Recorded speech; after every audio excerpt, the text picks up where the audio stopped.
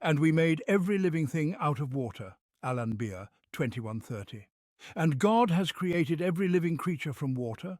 Some of them move upon their bellies, some walk upon two legs, and some walk upon four. God creates what he wills, for verily God has power over all things. An-Nur 24:45. And there is no creature on earth nor bird that soars on its wings, but they are communities like you. We have neglected nothing in the book. Al-An'am 6:38. And there is no creature on earth whose sustenance is not provided by God. He knows its dwelling and its final resting place. All is recorded in a clear book. Hud 11:6. And how many a creature there is that does not carry its own sustenance. It is God who provides for them and for you. Al-Ankabut 29:60. And you see the earth barren, but when we send down water upon it, it stirs and swells and brings forth every kind of lovely growth. Al-Hajj 22:5. He brings forth the living from the dead and brings forth the dead from the living, and he revives the earth after its death, and thus shall you be brought forth. Ar-Rum 30:19. And a sign for them is the dead earth. We give it life and bring forth from it grain, so they eat thereof. And we have set therein gardens of date palms and vines, and we have caused springs to gush forth therein, that they may eat of its fruit. It was not their hands that made it. Will they not then give thanks? Glory be to him who created all things in pairs of what the earth produces, and of themselves, and of that which they do not know.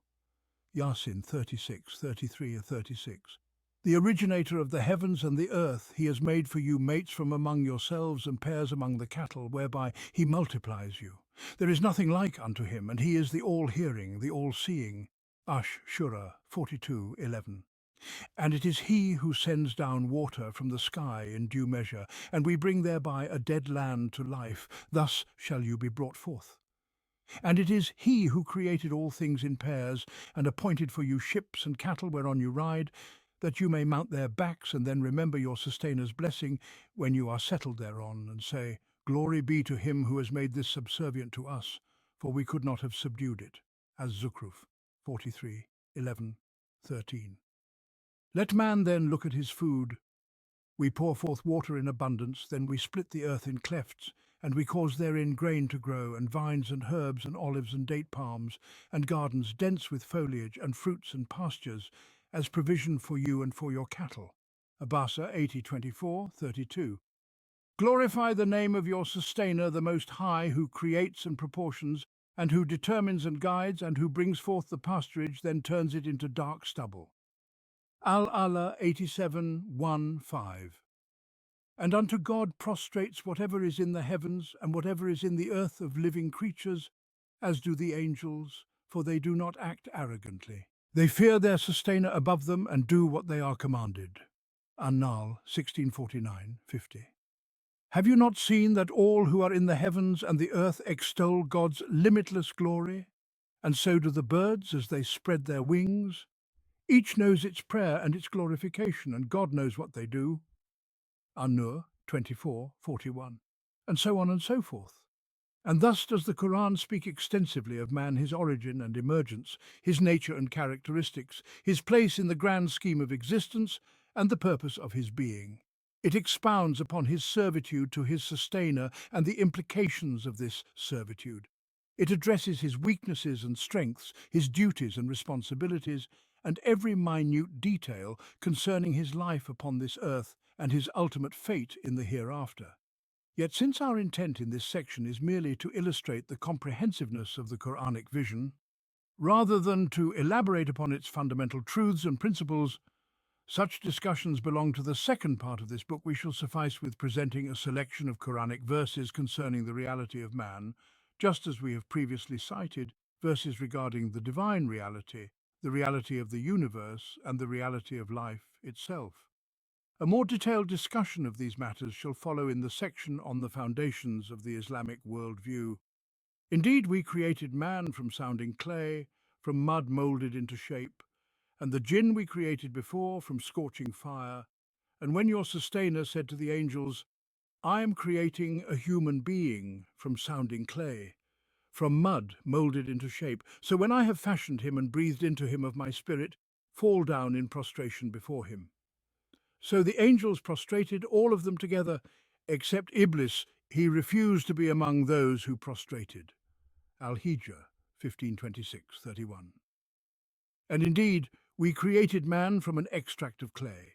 Then we placed him as a drop of fluid in a secure resting place. Then we made the drop into a clinging clot. Then we made the clot into a lump. Then we made the lump into bones. Then we clothed the bones with flesh, and then we brought him forth as another creation. So blessed is God, the best of creators. Then, after that, you will surely die.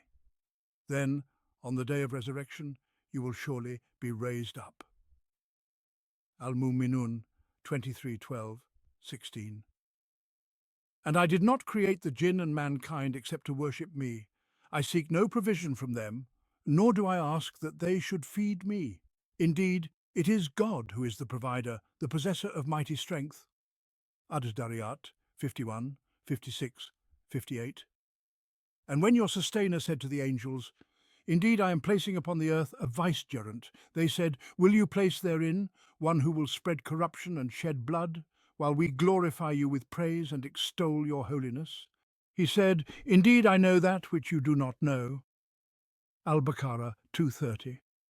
And indeed we have honoured the children of Adam and carried them on land and sea and provided them with good things, and favoured them above many of those whom we have created with a marked preference. Al-Isra 17:70. We said, Descend from it, all of you. Yet whenever guidance comes to you from me, whoever follows my guidance shall have no fear, nor shall they grieve.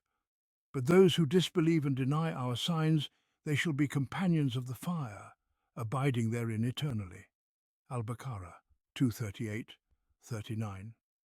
By time, indeed, man is in loss except for those who believe and do righteous deeds, and enjoin one another to truth, and enjoin one another to patience. Al-Asr 103:1-3. And thus, the sheer abundance and diversity of Quranic verses concerning these fundamental truths impresses upon the reader the deliberate intent behind their exposition.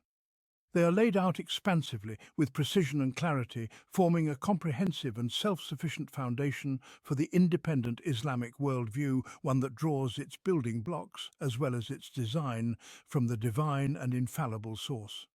It stands in no need of borrowing from any other source, for every other source is partial in its knowledge, speculative in its understanding, groping in the darkness without guidance. And yet another manifestation of comprehensiveness in the Islamic worldview is its attribution of the entire order of the cosmos, the entirety of life and all living beings, as well as the human being and all things, to one all-encompassing will. It addresses the grand universal truths, foremost among them the truth of divinity, the first, the greatest and the most essential truth, the truth of the cosmos, and the truth of man, all with the same breadth and comprehensiveness to which we have alluded.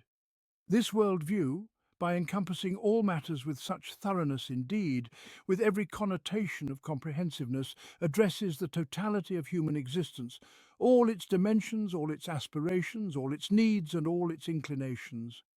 It brings the entirety of human beingness into relation with a singular source, one to whom all things are returned, one from whom all things are sought, and one to whom all things are directed. This single source is the one whom man hopes for and fears, whose displeasure he dreads, and whose pleasure he seeks. It is the one who owns everything, for he is the creator of all things, the possessor of all things, and the disposer of all things.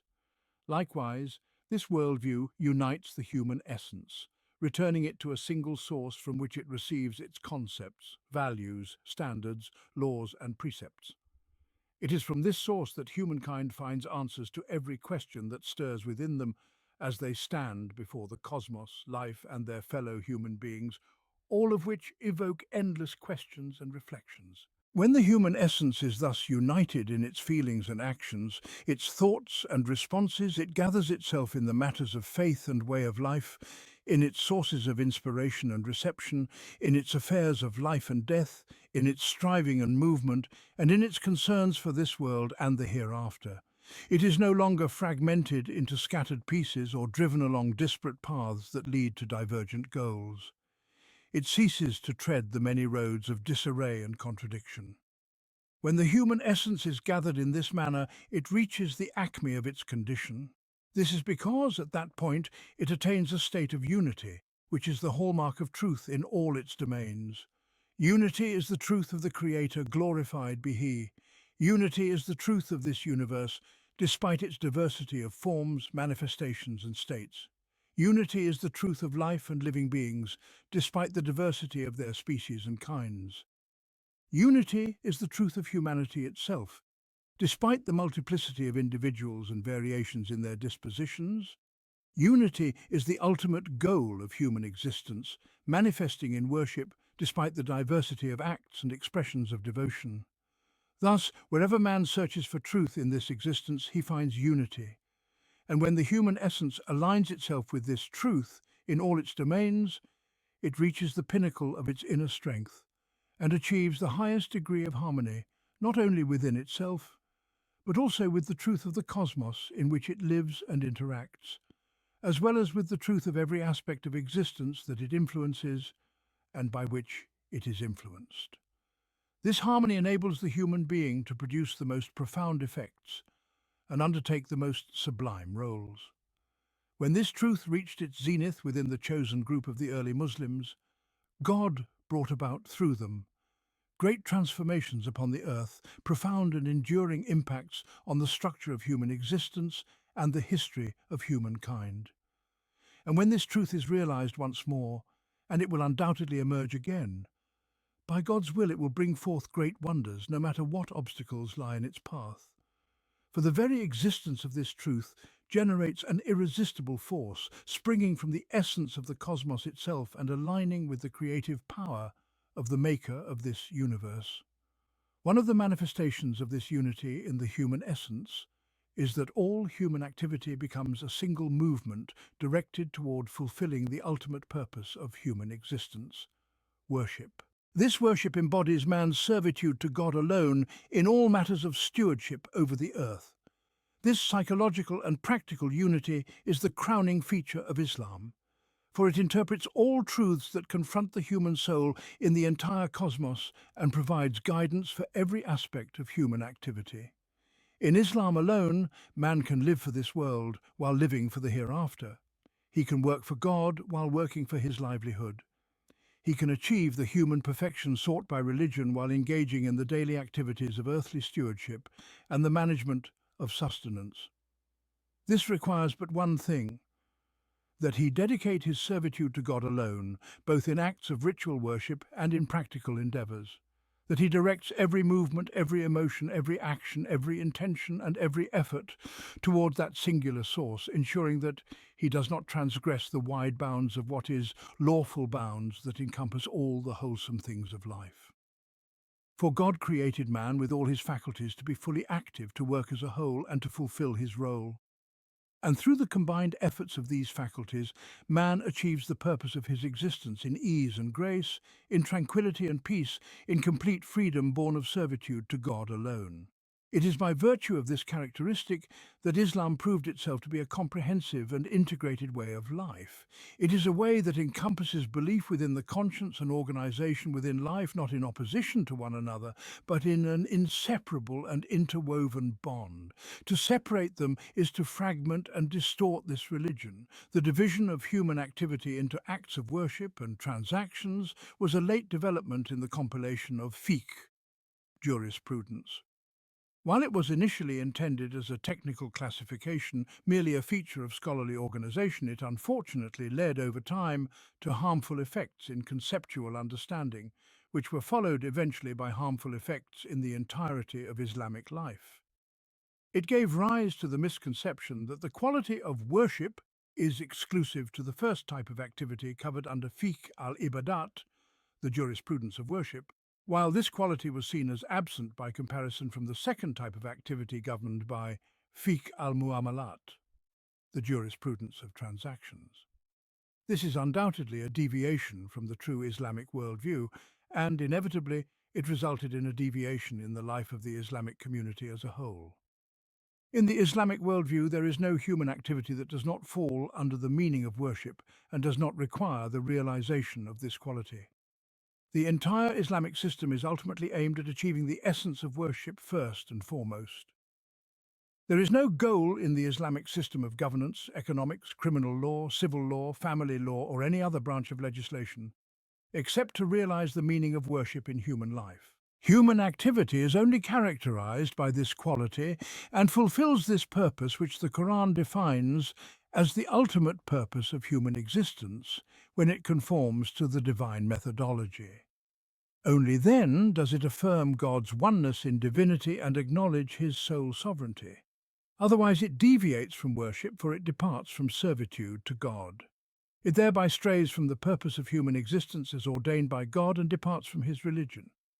When one examines the forms of activity that jurists have termed acts of worship, and considered as specifically deserving of this quality, though in a manner inconsistent with the Islamic worldview, a striking fact becomes evident when reviewing their contexts in the Quran.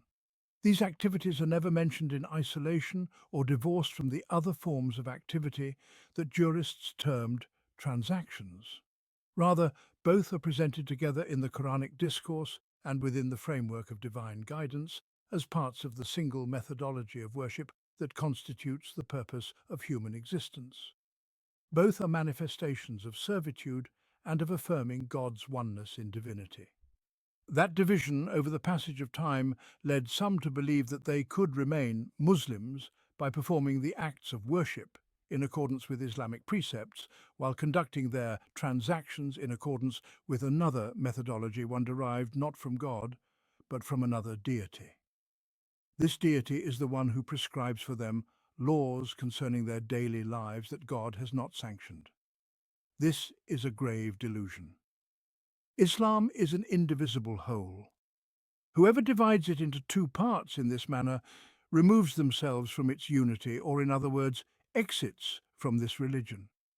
This is the great truth to which every Muslim must pay heed if they wish to truly realize their Islam and at the same time fulfill the purpose of their human existence. Indeed, the significance of this truth does not lie merely in its role in rectifying the concept of faith, though such rectification, in itself, is a tremendous goal upon which the entire structure of life is built. Rather, its true importance is also manifest in the refinement of one's appreciation of life, in attaining the highest degrees of harmony and perfection in that appreciation. For the very value of human life is elevated when all of it becomes an act of worship to God, when every action within it, whether great or small, is made a part of this worship, or indeed the entirety of worship itself. If we consider its grand and complete meaning, the exclusive acknowledgement of God's divinity, and the full recognition of servitude to him alone, exalted be he. This is the station beyond which no human being can ascend, and it is in its realization that man attains the pinnacle of his human perfection. It is the station of receiving divine revelation, as well as the state of the night journey and ascension. Blessed is he who has bestowed from on high the criterion upon his servant, that he may be a warner to all the worlds. Surah Al-Furqan 25:1. Limitless in his glory is he who transported his servant by night from the sacred mosque to the farthest mosque, the environs of which we had blessed, so that we might show him some of our signs. For indeed he alone is all-hearing, all-seeing. Surah Al-Isra 17:1. Muhammad Asad Leopold Weiss, the enlightened seeker of truth, speaks with remarkable precision in his book Islam at the Crossroads about the difference between the Islamic worldview and other conceptions in this regard, and about the impact of this difference on one's sense of life's seriousness and the significance of every movement within it. He views this as the only means by which man may attain the highest degree of human perfection in this worldly life. In a chapter titled The Way of Islam, he writes, Quran, the concept of worship in Islam differs from that in any other religion. Worship in Islam is not confined to acts of pure devotion, such as prayer and fasting. Rather, it extends to encompass all aspects of human life. If the ultimate purpose of our existence is indeed the worship of God, then it necessarily follows that we must regard life in all its varied manifestations as a moral responsibility encompassing multiple dimensions. Thus, we must approach all our actions, even those that may appear trivial, as acts of worship, performed with full awareness as integral parts of the universal order ordained by God. This may seem to the ordinary person an ideal too distant to attain, but is it not the very purpose of this religion to translate lofty ideals into living reality? Islam's stance on this matter is unequivocal. It teaches us, first and foremost, that perpetual worship of God, manifested in the multitude of human activities, is the very meaning of life itself. Secondly, it teaches us that achieving this goal is impossible so long as we divide our existence into two separate realms, the spiritual and the material. These two aspects must be harmonized in our consciousness and in our actions, forming a single coherent whole. Our belief in the oneness of God must be reflected in our striving to unify and reconcile the various facets of our lives. From this perspective arises a fundamental distinction between Islam and all other known religious systems. Unlike other teachings, Islam does not confine itself to defining man's relationship with the unseen, his bond with the Creator alone. Rather, it addresses at least with equal emphasis the worldly relationships between the individual and his social environment. This life is not regarded as a mere accidental occurrence devoid of meaning, nor as a fleeting illusion overshadowed by the certainty of the hereafter, as though it were a transient phase without purpose. Instead, it is perceived as a complete and positive whole in itself. For God is one not only in his essence, but also in the ultimate purpose toward which all creation is directed. Thus, his creation, though diverse in form, is unified in its ultimate objective. And so, in its broadest sense, as we have explained, worship of God constitutes the very meaning of human life in Islam. This understanding alone reveals to us the possibility of human perfection within the framework of this worldly existence. Among all religious systems, Islam alone affirms that individual perfection is attainable in this life. It does not postpone this perfection until after bodily desires have been forcibly extinguished, as certain ascetic doctrines claim. Nor does it promise an endless cycle of reincarnation, progressing through successive stages of spiritual refinement, as Hinduism suggests. Nor does it align with Buddhism, which asserts that perfection and salvation can only be achieved through the annihilation of the individual self and the severance of all conscious ties to the world. No, Islam declares without hesitation that man can attain perfection in his individual worldly existence by fully utilizing the potentialities of this earthly life in accordance with the divine guidance revealed to him. A harmonious and holistic vision. This comprehensive outlook, whatever form it takes, is above all in harmony with human nature. It addresses human existence in its true, undivided essence, imposing no undue strain upon it, nor fragmenting it into conflicting parts. At the same time, it safeguards man from turning towards anything other than God in any matter at any moment, and from submitting to any authority that claims dominance over him without divine sanction, outside the bounds of God's law and guidance in any aspect of life. For sovereignty, dominion, and ultimate authority do not belong to God alone in matters of personal worship, nor in the hereafter alone. Rather, they belong to him alone in both this world and the next, in the heavens and the earth, in the realm of the unseen and the realm of the visible, in work and in prayer, in every breath, every movement, every thought, every step, and every direction. And he alone is God in the heavens and God on earth. Surah Az-Zukhruf 43:84. Balance. You will not see any disparity in the creation of the Most Merciful. The fourth characteristic of this concept is balance. Balance in its foundations and balance in its implications. It is intimately connected with the characteristic of comprehensiveness, which we previously discussed. For it is a comprehensive concept, comprehensive and balanced. This unique characteristic has safeguarded it from excesses here and there, from extremism in one direction or another, and from the collisions and contradictions that have marred every other concept, whether philosophical constructs or religious doctrines, distorted by human interpretations through additions, omissions, or erroneous interpretations that have been falsely incorporated into the very essence of belief. This characteristic manifests itself in several forms of equilibrium, of which we shall highlight the most prominent. There is the balance between that which the human existence receives to perceive, accept, and surrender to, and that which it receives to comprehend, to explore its proofs and evidences, to reflect upon its causes and purposes, to consider its practical implications, and to apply them to the reality of life. The human nature finds comfort in both, as each fulfills an intrinsic need embedded within it, a need imparted by its creator at the moment of its formation. God, in his infinite wisdom, knew that the human intellect would never encompass all the mysteries of existence nor possess the strength to grasp all its truths. Thus he instilled within human nature a sense of repose in the unknown, alongside a sense of repose in the known, and a harmony between these two dimensions which mirrors the harmony inherent in existence itself. A faith devoid of the unseen and the unknown, a faith that contains no truths beyond the limited scope of human comprehension, is not truly faith. Such a faith cannot satisfy the soul's innate yearning for the hidden, for the veiled mysteries lying beyond the curtains of the unseen. At the same time, a faith consisting only of incomprehensible enigmas, inaccessible to reason, is likewise not faith. For human nature contains an element of consciousness and intellect that must receive something comprehensible, something to which it can respond, something it can reflect upon and implement.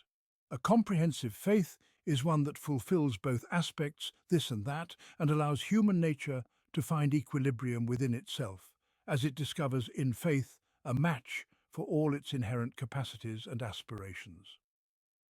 If the essence of the divine being, how God's will is connected to creation, and the reality of the soul are truths beyond human comprehension, as we have previously mentioned one, then there remain the attributes of the divine being, his existence, his oneness, his power, his will, his creation, his governance, all of which are accessible to human intellect, capable of being understood and grasped in terms of their necessity and implications in the realm of existence.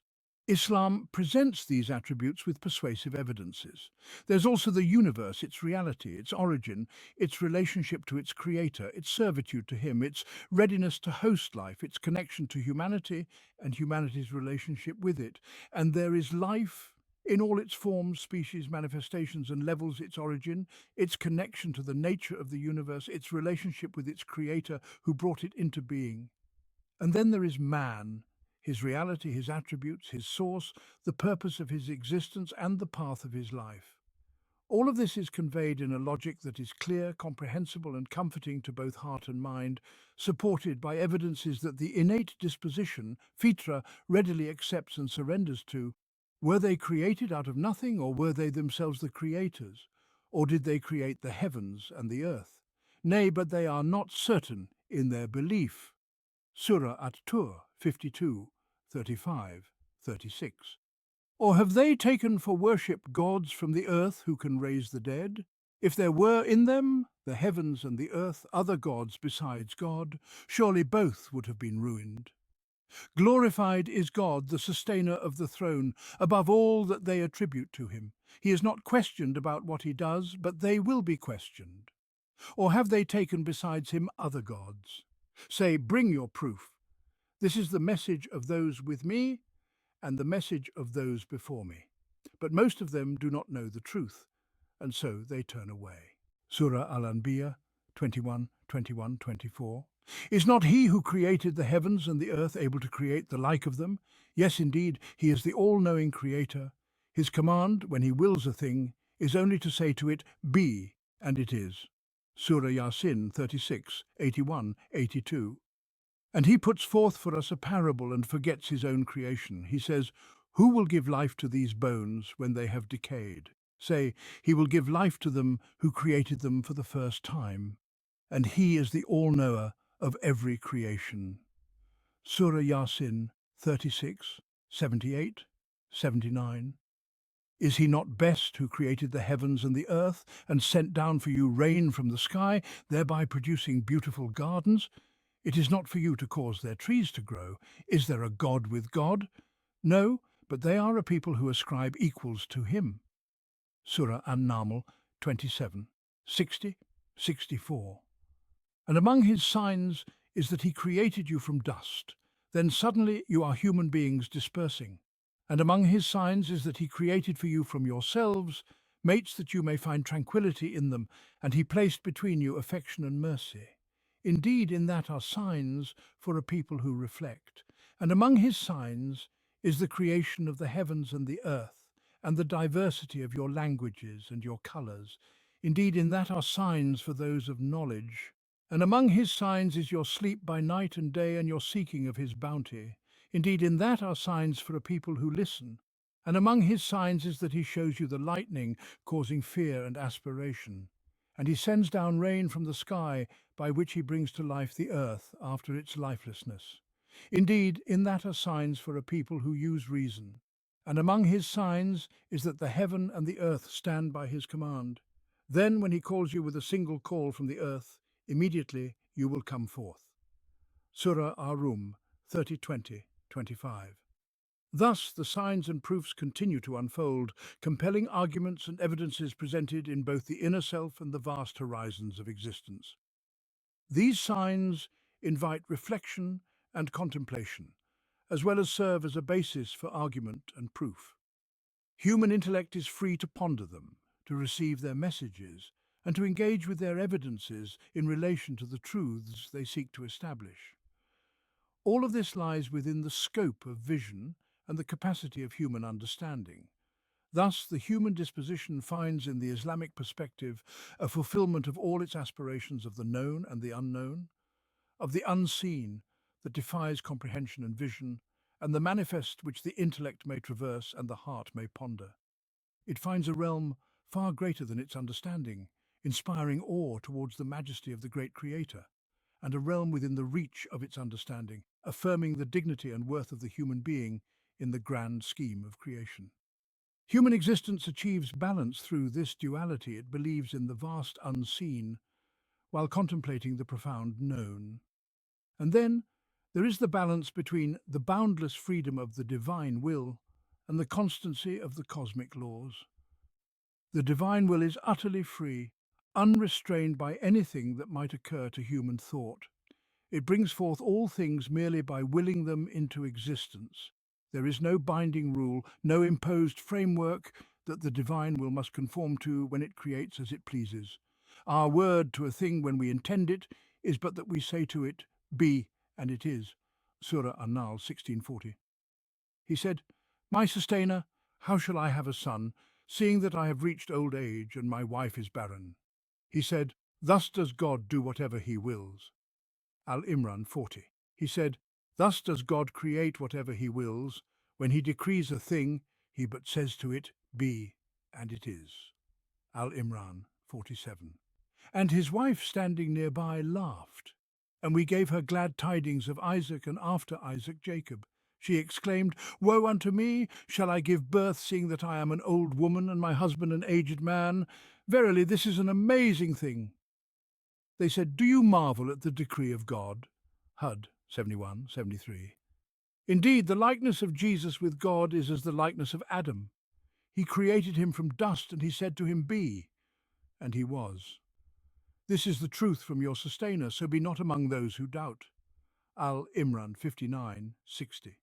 And he was sent as a messenger to the children of Israel, saying, "I have come to you with a sign from your sustainer. I will create for you out of clay the likeness of a bird, and I will breathe into it, and it will become a bird by God's leave. I shall heal the blind and the leper, and I shall bring the dead to life by God's leave. And I shall inform you of what you eat, and what you store up in your homes. Verily, in this is a sign for you, if you are truly believers." Al-Imran 49. Or consider the one who passed by a town that had fallen into ruin. He said, "How will God give life to this after its death?" Then God caused him to die for 100 years, and then he resurrected him. He said, "How long have you tarried?" He said, "I have tarried a day, or part of a day." He said, "Nay, you have tarried 100 years. But look at your food and drink, they have not spoiled, and look at your donkey. And so that we may make you a sign for mankind, look at the bones, how we raise them and clothe them with flesh." And when this became clear to him, he said, "I know that God has power over all things." Al-Baqarah 259. They said, "Burn him and support your gods if you are to act." We said, "O fire, be coolness and safety for Abraham." And they planned a plot against him, but we made them the greatest losers. Al-Anbiya 68:70. When the two hosts came into view of each other, the companions of Moses said, "We are surely overtaken." He said, "Nay, indeed my sustainer is with me, he will guide me." Then we inspired Moses, "Strike the sea with your staff." So it parted, and each side was like a vast mountain. Ash-Shu'ara 61:63. And you do not know, perhaps God will bring about after that a new matter. At-Talaq 1. And so on and so forth, repeatedly affirming the absolute freedom of God's will, unbound and unrestricted by anything that may cross the human mind as a fixed law or as an inescapable necessity. At the same time, the divine will, by its wise decree, ordained that the universe should, as a rule, manifest itself to mankind in the form of observable patterns and consistent laws. These allow humans to study and comprehend them, to adapt their lives accordingly, and to interact with the cosmos on the basis of these patterns. Yet alongside this, human understanding must remain conscious that God's will remains absolute, capable of creating as it pleases beyond the framework of the natural laws they perceive. Thus, a higher law transcends all laws, the boundless freedom of divine will. Even as it manifests itself through established patterns, it remains unrestrained.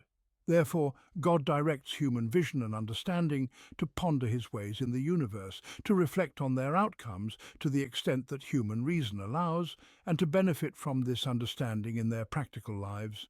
Ibrahim said, "Indeed, God brings the sun from the east, so bring it from the west." So the disbeliever was confounded. Al-Baqarah 258. It is not for the sun to overtake the moon, nor does the night outstrip the day. Yasin 40. This is the way of God with those who passed before, and you will find no change in the way of God. Al-Ahzab 62.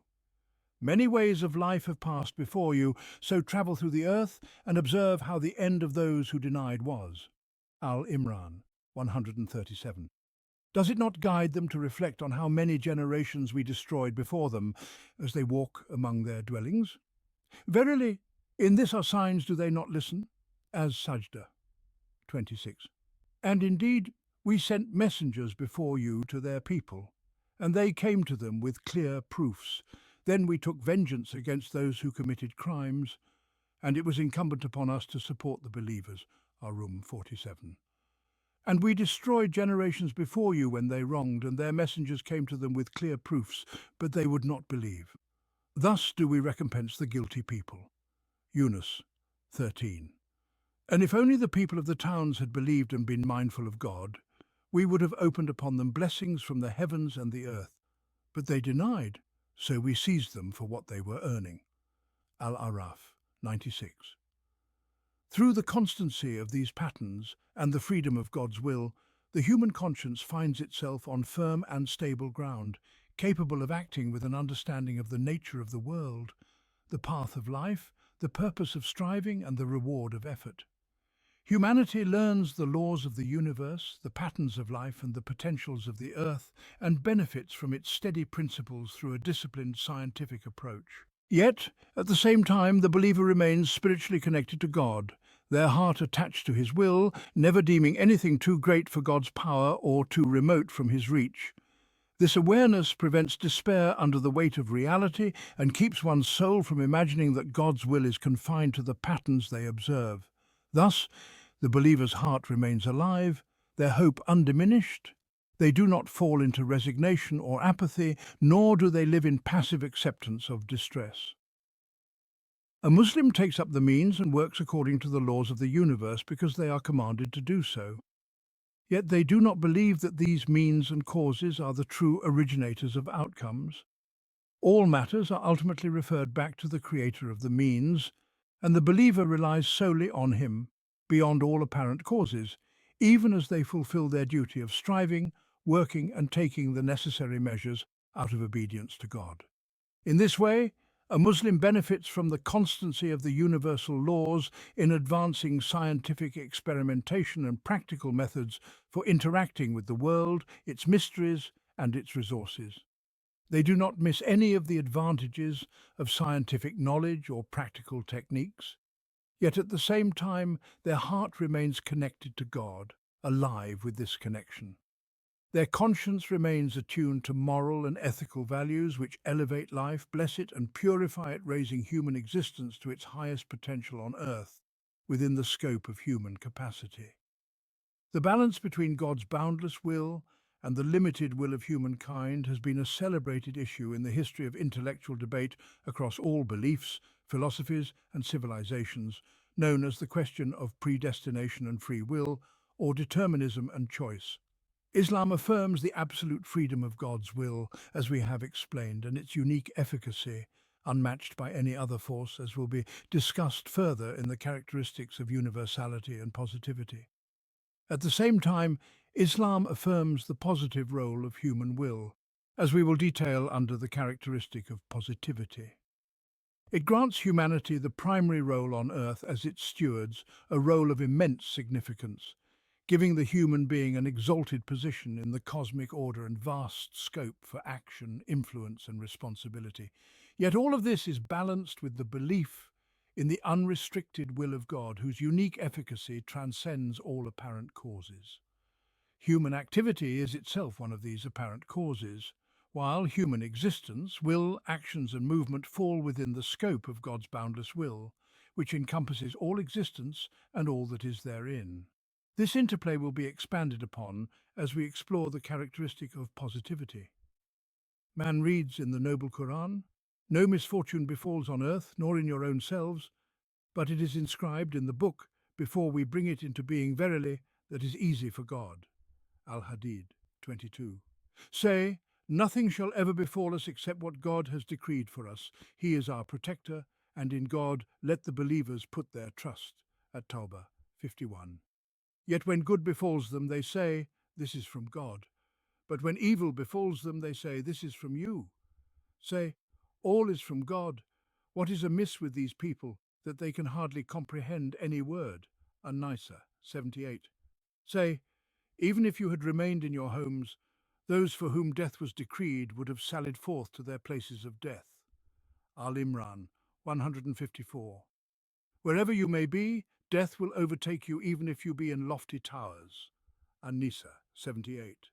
And man reads, on the other hand, "Indeed, God does not change the condition of a people until they change what is within themselves." Arad 11. That is because God would never change a blessing he's bestowed upon a people unless they change what is within themselves. Al-Anfal 53. Nay, but man is a witness against himself, even though he may heap up excuses. Al-Qiyamah 14:15. And by the soul and by him who fashioned it, then inspired it with its wickedness and its righteousness. Indeed, successful is he who purifies it, and lost is he who corrupts it. Ash-Shams 7:10. And whoever earns a sin, he only earns it against himself.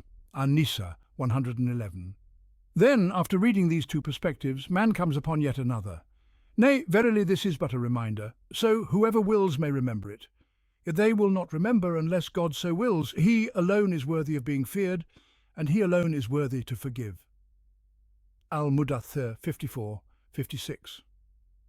Indeed, this is a reminder. So, whoever wills, let him take a path to his sustainer, but you will not will unless God wills.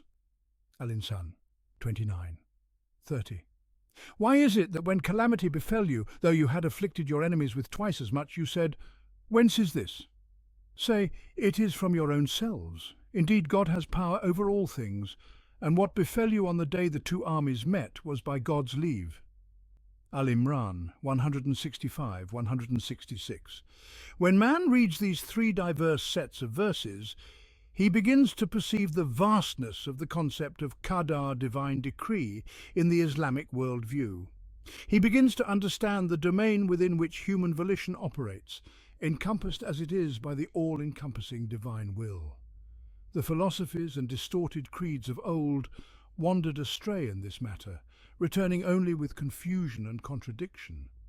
Even among the theologians of Islam, those who approached this question in the manner of Greek philosophy found themselves ensnared in perplexity.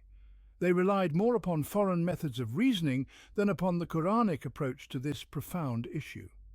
Yet in the Islamic conception, there is in truth no problem at all, if only one approaches the matter through the lens of divine revelation and its guidance. The decree of God is what brings into being all that arises, all that is created, events, objects, and living beings alike. It is He who shapes and directs human life, just as He shapes and directs the entire universe. Everything within it is created by Qadar, and every movement within it occurs by Qadar. Yet at the same time, God's decree in human affairs manifests itself through human will and human actions through the changes that man effects within himself. Indeed, God does not change the condition of a people until they change what is within themselves. Ar-Rad 11.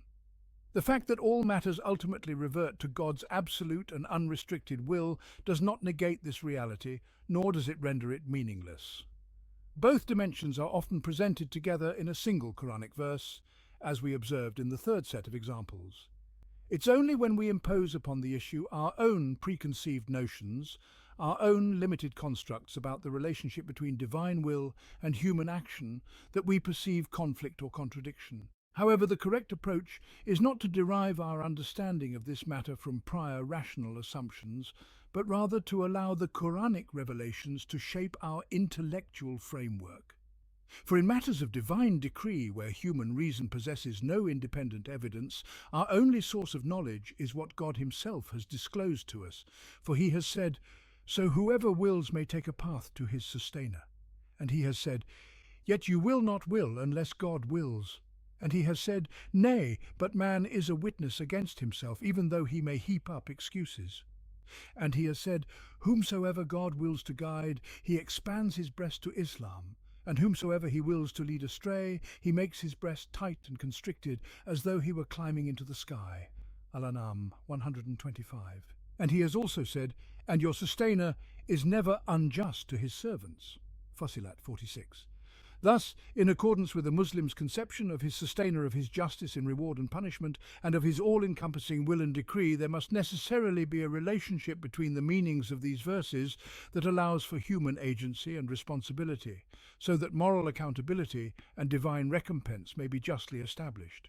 And yet this human agency must not contradict the supreme sovereignty of the divine will, which encompasses all things humans, events and circumstances alike. How? The how of God's actions, the manner in which His will interacts with that which He brings into existence, these are matters beyond the grasp of the human intellect. The Islamic worldview directs man to defer such mysteries to the divine knowledge and the supreme wisdom of the Creator, while trusting in His justice, mercy and grace. For human thought, constrained as it is by time and space, by momentary influences and subjective limitations, is not the proper instrument for comprehending these subtleties. The interplay between divine decree and human effort is not something to be dictated by human speculation. Rather, it is a reality known only to the one who created man, who fashioned his being, who knows his capacities and limitations, and who alone determines the scope of his free will within the all-encompassing divine will. And in this alone does man find balance in his perception, in his emotions, and in his inner tranquility. Only in this way can he act with confidence along the path set by God while striving towards a blessed end. The same applies to what some call the problem of evil and suffering. From the Islamic perspective, there is no problem at all. Islam declares that this world is a place of trial and effort, while the hereafter is the realm of judgment and recompense. Life on this earth is but a brief phase in the long journey of existence. Whatever befalls man in this world is not the final reckoning nor the ultimate conclusion. Rather, it is but a prelude to what lies beyond, a test whose results shall be revealed in the abode of eternal justice. Thus, Islam resolves the emotional aspect of this issue within the human conscience, granting it tranquility and stability. The pain that goodness endures in this world due to the existence of evil and deficiency is not its entire share. There is another portion that balances the scales over the course of the journey, and both parts are connected. They are governed by a single will and judged by a singular decree from which nothing escapes and in which no measure is disturbed. Moreover, Islam addresses the profound truth that man finds within the depths of his soul, that the believing heart, which strives to realize the divine way in its own life and struggles to establish it in the lives of others, experiences amidst the suffering inflicted by evil and the wicked a compensating sense of inner contentment and joy in this world, even before receiving its promised reward in the hereafter.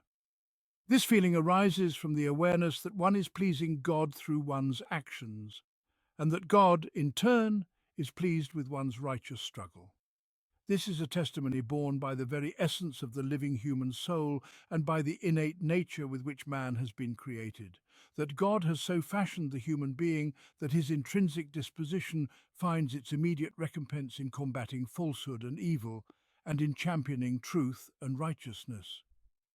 The very act of striving upon this path carries within it a self-contained reward, an inner delight that springs forth, even at the moment when one endures hardship while facing falsehood and battling against it to the best of one's ability. This recompense is embedded within the very fabric of human nature, manifesting as a deep tranquility, born of the certainty that both in this world and the next, the outcome shall be just and good. And this tranquility exerts its influence even before the final reckoning in the realm of ultimate judgment.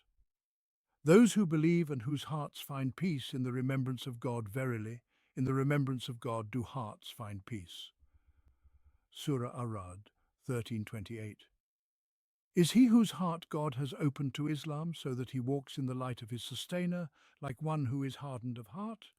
Woe then unto those whose hearts are hardened against the remembrance of God, for they are most surely lost in manifest error. Surah Az-Zumar 39:22. Behold, as for those who say, our sustainer is God, and then steadfastly pursue the right way, the angels will descend upon them, saying, Fear not and grieve not, but receive the glad tidings of the paradise which you have been promised. We are your protectors in the life of this world and in the hereafter, and in that paradise you shall have all that your souls may desire, and therein you shall have all that you ask for a gift of welcome from the most forgiving, most merciful. Surah Fussilat 41:30-32. Do not weaken and do not grieve, for you shall be triumphant if you are truly believers. Surah Al-Imran 3:139. Say, do you await for us anything but one of the two best things, martyrdom or victory? But we await for you that God shall afflict you with a punishment from himself or by our hands. So wait and see, for we shall wait alongside you. Surah At-Tawbah 9:52. As for the existence of evil itself, and the suffering that arises from it in all its manifestations, why does it exist when God is fully capable of preventing its emergence from the outset? Why does he not guide all people if he so wills? Why does he not create humanity in a state of innate righteousness from the beginning? Such a question has no place whatsoever within the Islamic worldview. Indeed, God is fully capable of altering human nature, whether through this divine guidance or by any other means, or of creating man with an entirely different disposition. Yet he has willed to create mankind with this particular nature and to fashion the universe in the manner we behold. And none among his creation has the right to question why he has willed it so, for none among his creation is God. Nor does any created being possess the knowledge, the comprehension, or even the potential for such knowledge and comprehension of the totality of existence, of the intricate design woven into the very fabric of the universe, or of the wisdom inherent in the creation of each being with its particular nature and purpose. God alone possesses this knowledge, for he alone is the creator of the heavens and the earth, of all that exists therein, and of all that transpires within them. He alone knows what is good, and thus he brings it into being and sustains it. He alone determines the most fitting order for his creation, and so he establishes it accordingly. Exalted then is God, the best of creators, Surah Al-Mu'minun 23:14, who has given everything its perfect form and then guided it aright, Surah Taha 20:50. And had God so willed, he could have made you all one single community, but he lets you diverge so that he may test you in what he has given you. So vie then with one another in doing good. Unto God shall you all return, and he will then make you truly understand all that on which you differed. Surah Al-Ma'idah 548. And were it not for God's repelling some people by means of others, the earth would indeed be utterly corrupted.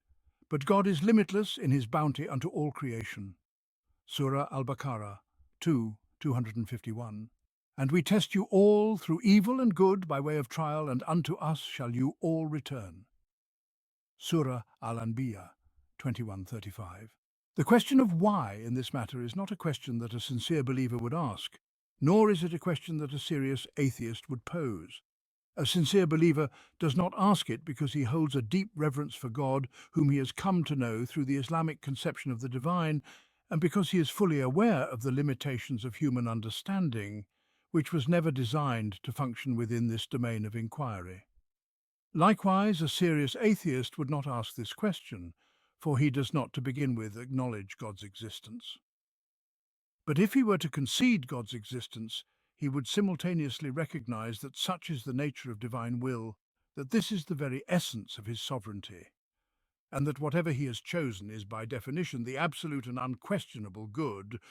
Thus, such a question is only asked by an obstinate disputant or by one who is frivolous and insincere, and so it is futile to engage in attempts to justify this reality through the limited standards of human reason, for by its very nature it transcends the capacity of the human intellect and lies beyond the sphere in which reason may operate. To comprehend the reasons underlying this reality would necessitate that man himself be God, and man shall never be God. He must therefore acknowledge this self-evident truth and submit to all that it entails. As for the impulse toward evil and man's exposure to its pressure, those influences that drive him towards sin, error, and moral failure, Islam affirms that such forces are too weak to exert an absolute dominion over man. Rather, they exist as a test and a trial. This struggle manifests as the great contest between man and Satan. Yet between man and Satan stands a mighty bulwark, the shield of faith, the remembrance of God, and the refuge found in seeking his protection and abiding in his care. He said, O my sustainer, since you have led me astray, I shall most certainly make sin seem goodly to them on earth, and shall lead them all astray, 39, except those of your servants who are truly devoted to you. 40. Whereupon God said, This is with me a straight way, 41. Verily, you shall have no power over my servants unless it be such as are already lost in grievous error, and follow you. Surah Al-Hijr 39:42. He said, Go down both of you from this state of innocence, and be henceforth enemies unto one another. Yet when guidance comes to you from me, then he who follows my guidance will not go astray, and neither will he be unhappy. 123. But as for him who turns away from remembering me, his shall be a life of narrowness and constraint, and we shall raise him up, blind, on the day of resurrection. 124. He will say, O my sustainer, why have you raised me up blind while I was endowed with sight in the world? 125. God will reply, Even so it is, our messages came to you, but you were oblivious to them, and thus shall you this day be consigned to oblivion. Surah Taha 123-126. And Satan will say, when the matter has been decided, Indeed, God promised you the promise of truth, and I, too, promised you, but I betrayed you. Yet I had no power over you, except that I called you, and you responded to me. So do not blame me, but blame yourselves. Surah Ibrahim 22. Hence, when you recite the Quran, seek refuge with God from Satan, the accursed. 98. Verily, he has no power over those who have attained to faith and who place their trust in their sustainer. 99. His power is only over those who take him for their ally and who by their actions ascribe divinity to him. Surah An-Nahl 98-100. Indeed, Satan's guile is ever weak. Surah An-Nisa 76. Yet one might ask, if God exalted is he creates every human being with specific inclinations, which cause some to lean toward goodness and guidance, while others veer toward evil and misguidance, how then does he reward the righteous and punish the wicked, whether in this life or the hereafter? This is a deceptive question, misleading in its formulation. The Quran corrects this misunderstanding by affirming that God has created man in the best of moulds, and that man deviates from this lofty state only through heedlessness of God. Man is tested with both good and evil, gifted with the capacity to choose and to weigh his actions always with the help of God, who aids those who strive for his pleasure. Indeed, we have created man in the best of stature. 4. Then we return him to the lowest of the low. 5. Except for those who believe and do righteous deeds, for they will have an unfailing reward. Surah At-Tin 4:6. And consider the human soul and how it has been formed in accordance with what it is meant to be. 8. And how it is imbued with both its iniquity and its consciousness of God. 9. To a happy state shall indeed attain he who causes this soul to grow in purity. 10. And truly lost is he who buries it in darkness. Surah Ash-Shams 7:10. Verily, we have created man out of a drop of sperm intermingled with other components so that we might test him, and therefore we endowed him with hearing and sight. 2. Verily, we have shown him the way, and it rests with him to prove himself either grateful or ungrateful. Surah Al-Insan 2:3. Indeed, your endeavours are diverse. 4.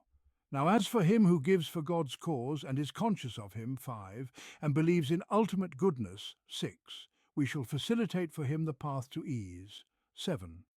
But as for him who is miserly and deems himself self-sufficient, 8, and denies ultimate goodness, 9, we shall facilitate for him the path to difficulty. Surah Al-Layl 4:10.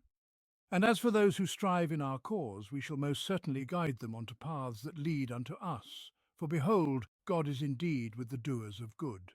Surah Al-Ankabut 69. The Quran clarifies that God's decree is realized within people through their own free will and actions, both within themselves and in the world around them. Ultimately, the issue returns to the principle of divine decree, qadar, as explained earlier in this discourse. The Islamic worldview teaches the believer that God has prescribed clear obligations and prohibited certain actions, both of which are defined with unmistakable clarity. These commands are accessible to human understanding, free from ambiguity or doubt. It is within this realm of what is clear and comprehensible that man is held accountable. As for matters of the unseen, such as divine decree and what lies beyond human perception, God has not burdened the believer with investigating them. The only obligation regarding such matters is to believe in God's decree, whether it brings good or ill. Thus, the path of the Muslim is clear, precise, and straight. He is to fulfill his obligations to the best of his ability, avoid what God has prohibited, and dedicate himself to understanding and acting upon what God has commanded and forbidden. He is not required to delve into the hidden realities that are beyond his limited comprehension. God does not impose upon man any burden that exceeds his capacity, nor does he prohibit him from avoiding what is within his power to abstain from. God does not burden any soul beyond its capacity. It shall have the reward it has earned, and it shall bear the burden it has incurred. Surah Al-Baqarah 286. And whenever they commit an indecent act, they say, "We found our forefathers doing it, and God has enjoined it upon us." Say, "Behold, God does not enjoin indecency. Would you attribute to God something of which you have no knowledge?" Say, "My sustainer has enjoined justice. Set your faces then steadfastly toward him at every time and place of worship, and call upon him, sincere in your faith in him alone." Surah Al-Araf 28-29. It is impossible for one who believes in God to imagine that he would impose a duty beyond man's capacity, or forbid him from avoiding what he is innately incapable of refraining from. This understanding restores balance both in the realm of belief and emotion, as well as in the sphere of action and endeavour. The Islamic worldview inspires within the human heart a deep yearning for goodness, uprightness, and proactive engagement in life, while relying upon God, in whose hands lies all power. Through this clarity, the Islamic faith dispels passivity, fatalism, and inaction. The believer knows that God does not approve of disbelief, nor does he desire the spread of corruption among the faithful. He does not permit wrong to go unchallenged, nor truth to remain unvindicated. The believer is aware that man exists on this earth as a vicegerent, Khalifa, tested by both good and evil, and accountable for every choice and action. He knows that he will be rewarded for righteousness and punished for wrongdoing in the hereafter. This worldview harmonizes man's absolute servitude to God with his noble station in the cosmos. It avoids the extremes of exalting man to the level of divinity or debasing him to the point of worthlessness. Islam establishes a clear and absolute distinction between the essence of divinity and the essence of servitude, ensuring that no ambiguity remains. There is nothing like unto him. Surah Ash-Shura 11. God is the first and the last, the manifest and the hidden. He shares his being with no other. He is the first and the last, the outward and the inward. Surah Al-Hadid 3. All that is upon it shall perish, and there shall remain the face of thy sustainer, full of majesty and honour. Thus, none shares with him in his eternal existence. He is not questioned about what he does, but they shall be questioned. Thus, none shares with him in his sovereignty, the creator of all things. Thus, none shares with him in creation. God grants abundant sustenance to whom he wills and restricts it. Thus, none shares with him in the provision of sustenance. And God knows while you do not know. Thus, none shares with him in knowledge, and there is none comparable to him. Thus, none shares with him in his divine station. Or have they taken partners who have ordained for them a way of life which God has not sanctioned? Thus, none shares with him in the legislation of laws for mankind. And so it is with every attribute of divinity, each remains uniquely and exclusively his.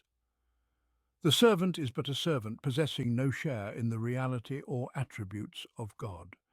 He is not, as the Church claims about Christ, peace be upon him, one with a dual nature, both divine and human, despite the varied doctrines and conceptions. He is but a servant upon whom we bestowed our grace, and we made him an example for the children of Israel. As Zukhruf 59. The Messiah shall never disdain to be a servant of God, nor shall the angels who are near to him. An-Nisa 172. There is none in the heavens or the earth, but shall come before the Most Merciful as a servant. Maryam 93. Yet despite this servitude to God, man is honoured in his sight. Within him is a breath from the Spirit of God. He is ennobled in the cosmos to the extent that God commands the angels, his closest servants, to bow before him in a gesture of honour. And remember when thy sustainer said to the angels, Verily I am about to create a human being from clay, from moulded mud. So when I have fashioned him and breathed into him of my spirit, then fall down before him in prostration. So the angels prostrated themselves, all of them together. Al-Hayr 28:30. He is appointed as a vicegerent on this earth, given dominion over all that it holds. With the heavens and the earth made subservient to him, his existence accounted for in the very design of creation before he was even brought into being. And remember when thy sustainer said to the angels, Verily, I am about to place a vicegerent on earth. They said, Wilt thou place therein one who will spread corruption and shed blood, while we celebrate thy praises and extol thy holiness? He said, Verily, I know that which you do not know. 30. And he taught Adam the names of all things. Then he presented them to the angels and said, Tell me the names of these, if you are truthful. 31. They said, Glory be to thee. We have no knowledge except what thou hast taught us. Verily, thou alone art the all-knowing, the wise. 32. He said, O Adam, inform them of their names. Then when he had informed them of their names, he said, Did I not tell you that I know the unseen of the heavens and the earth, and I know what you reveal and what you conceal? Al-Baqarah 30:33. And he has made subservient to you all that is in the heavens and all that is in the earth, all from him. Al-Jathiyah 13. And he has set firm mountains upon the earth, lest it should shake with you, and rivers and pathways, so that you may find your way. An-Nahl 15. Have you not seen that God has made subservient to you all that is on the earth, and that the ships sail through the sea by his command? And he holds back the sky from falling upon the earth save by his permission. Verily, God is most kind and most merciful to mankind. Al-Hajj 65. Man, as we have already stated, reaches the highest of his stations and the best of his conditions when he realizes his servitude to God. For in this state, he aligns with his purest nature, attains the pinnacle of his perfection, and embodies the truest form of his existence. It is this station of servitude to God that was ascribed to the messenger of God, peace and blessings be upon him, at the moment of revelation, and during the ascension and the night journey, as we have previously mentioned. It is also this servitude that God has made the ultimate purpose of human existence. And I did not create jinn and mankind except that they may worship me. Ad-Dariyat 56. Moreover, it is the establishment of this servitude among people that protects them from servitude to one another, that safeguards their dignity, regardless of their worldly ranks, that raises their foreheads so they bow to none but God. At the same time, it prevents them from arrogance, from unjust dominion over the earth, from corruption and oppression. It instills in their hearts a consciousness of the one sustainer, before whom all servants stand equal, a sustainer who rejects that any among his creation should claim for himself the rights of divinity, legislating for mankind without divine sanction, making his own will the source of authority, and decreeing laws for human society by his own command.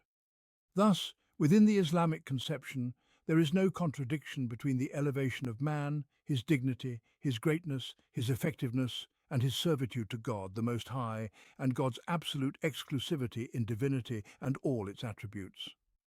There is no need, therefore, in order to honour and elevate man, to strip him of his servitude to God or to ascribe to his humanity a divinity that does not belong to him, as the church councils and assemblies felt compelled to do in order to glorify Jesus, peace be upon him, and to exalt his rank. Indeed, they have disbelieved who say, God is the Messiah, son of Mary. But the Messiah said, O children of Israel, worship God, my sustainer and your sustainer. Verily, whoever associates partners with God, God has forbidden him paradise, and his abode shall be the fire, and the wrongdoers shall have no helpers. 72. Indeed, they have disbelieved who say, God is one of three. But there is no deity except one God. And if they do not desist from what they say, a painful punishment shall surely befall those who disbelieve. 73. Will they not then turn to God in repentance and seek his forgiveness? And God is most forgiving, most merciful. 74. The Messiah, son of Mary, was no more than a messenger. Messengers before him had passed away. And his mother was a woman of truth. They both ate food. See how we make the signs clear to them, yet see how they turn away. Al-Ma'idah 72-75. And remember when God said, O Jesus, son of Mary, didst thou say to the people, Take me and my mother as two gods besides God? He said, Glory be to thee. It was not for me to say what I had no right to say. Had I said it, thou wouldst have known it. Thou knowest what is in my soul, and I do not know what is in thine. Verily thou alone art the knower of the unseen. Al-Ma'idah 116-118. The Greek and Hebrew myths left their mark upon European thought, shaping its conceptions even after it embraced Christianity. The Greek myth of Zeus, enraged by Prometheus for stealing the sacred fire of knowledge and bestowing it upon man, fearing that human elevation would diminish the rank of the gods. And the Hebrew legend of a god who feared that man, having eaten from the tree of knowledge, might also eat from the tree of life and become as one of the gods. Thus, he was cast out of paradise, and mighty guardians were set to bar his path to eternity. The myth propagated by Nietzsche, as he floundered in the throes of madness in his book Thus Spoke Zarathustra, was his declaration of the death of God and the birth of the Übermensch, the so-called Superman. A monstrous word it is that issues from their mouths. They speak nothing but lies. Quran 18:5. In Islam, man takes his rightful place always with calmness, gentleness, and tranquility. He is the servant of God, and in this servitude lies his greatest honour, for he is the noblest of God's creation. In this station of servitude, man is at the highest, happiest, and most suitable position he could ever occupy. From this unique perspective, we must understand that European conceptions, permeated as they are by various mythical ideas, have penetrated into the very fabric of European thought and its intellectual methodologies. These conceptions, along with the schools of thought and ideologies they have produced, are fundamentally at odds, whether overtly or subtly, with Islamic thought and its worldview. Any borrowing from these conceptions, methodologies, or their resulting doctrines carries within itself an inherent hostility to Islam. Such borrowings are utterly unsuitable, for they are like a poison that corrodes the tissues, damages the organs, and ultimately brings death when consumed in excess. The balance in the relationship between man and his sustainer. In Islam, the relationship between man and God is one of perfect balance between the awe-inspiring attributes of God that instill fear, dread, and reverence, and those attributes that inspire security, peace, and intimacy. The divine attributes manifesting in the universe and in the lives of all living beings convey both sets of meanings in complete harmony. The Muslim reads in the Quran descriptions of his sustainer that shake hearts, overwhelm souls, and shatter complacency, such as, "And know that God stands between a man and his heart, and that to him you shall be gathered." Quran 8:24. "He knows the treachery of the eyes and all that the hearts conceal." Quran 40:19. "Indeed, we created man, and we know the whisperings of his soul, and we are closer to him than his jugular vein." Quran 50:16. "And know that God knows all that is in your hearts, so beware of him." Quran 2:235. "And fear God, and know that God is severe in punishment." Quran 2:196. "We will draw them step by step toward their ruin from where they do not know. And I will grant them respite, for my scheme is firm." Quran 68:44-45. "Truly your sustainer''s grip is severe indeed." Quran 85:12. "And God is Almighty, the sustainer of retribution." Quran 3:4. "And such is the seizure of your sustainer when he seizes the towns while they are committing wrong. Verily his seizure is painful and severe." Quran 11:102. "Leave me alone with those who deny the truth, those who are blessed with worldly comforts, and grant them respite for a little while. Verily, with us are shackles and a raging fire, and food that chokes, and a painful punishment on the day when the earth and mountains shall shake, and the mountains shall become heaps of shifting sand." Quran 73:11-14. The scenes of punishment in the descriptions of the last day are terrifying, profoundly terrifying. But the Muslim also reads in the Quran divine attributes that fill his heart with tranquility, his soul with intimacy, and his being with hope and aspiration, such as, "And when my servants ask you about me, behold, I am near. I respond to the call of the one who calls upon me when he calls." Quran 2:186. "Is he not the one who responds to the distressed when they call upon him and removes their affliction and makes you successors on earth? Is there any God besides God?" Quran 27:62.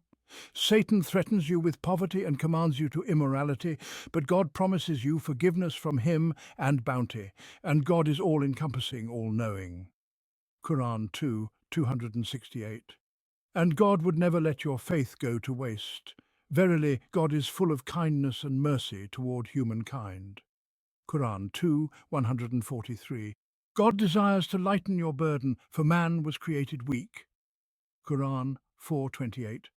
"What would God gain by punishing you if you are grateful and believe, and God is ever appreciative, all-knowing."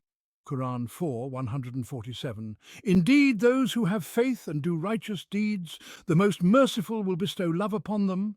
Quran 1996.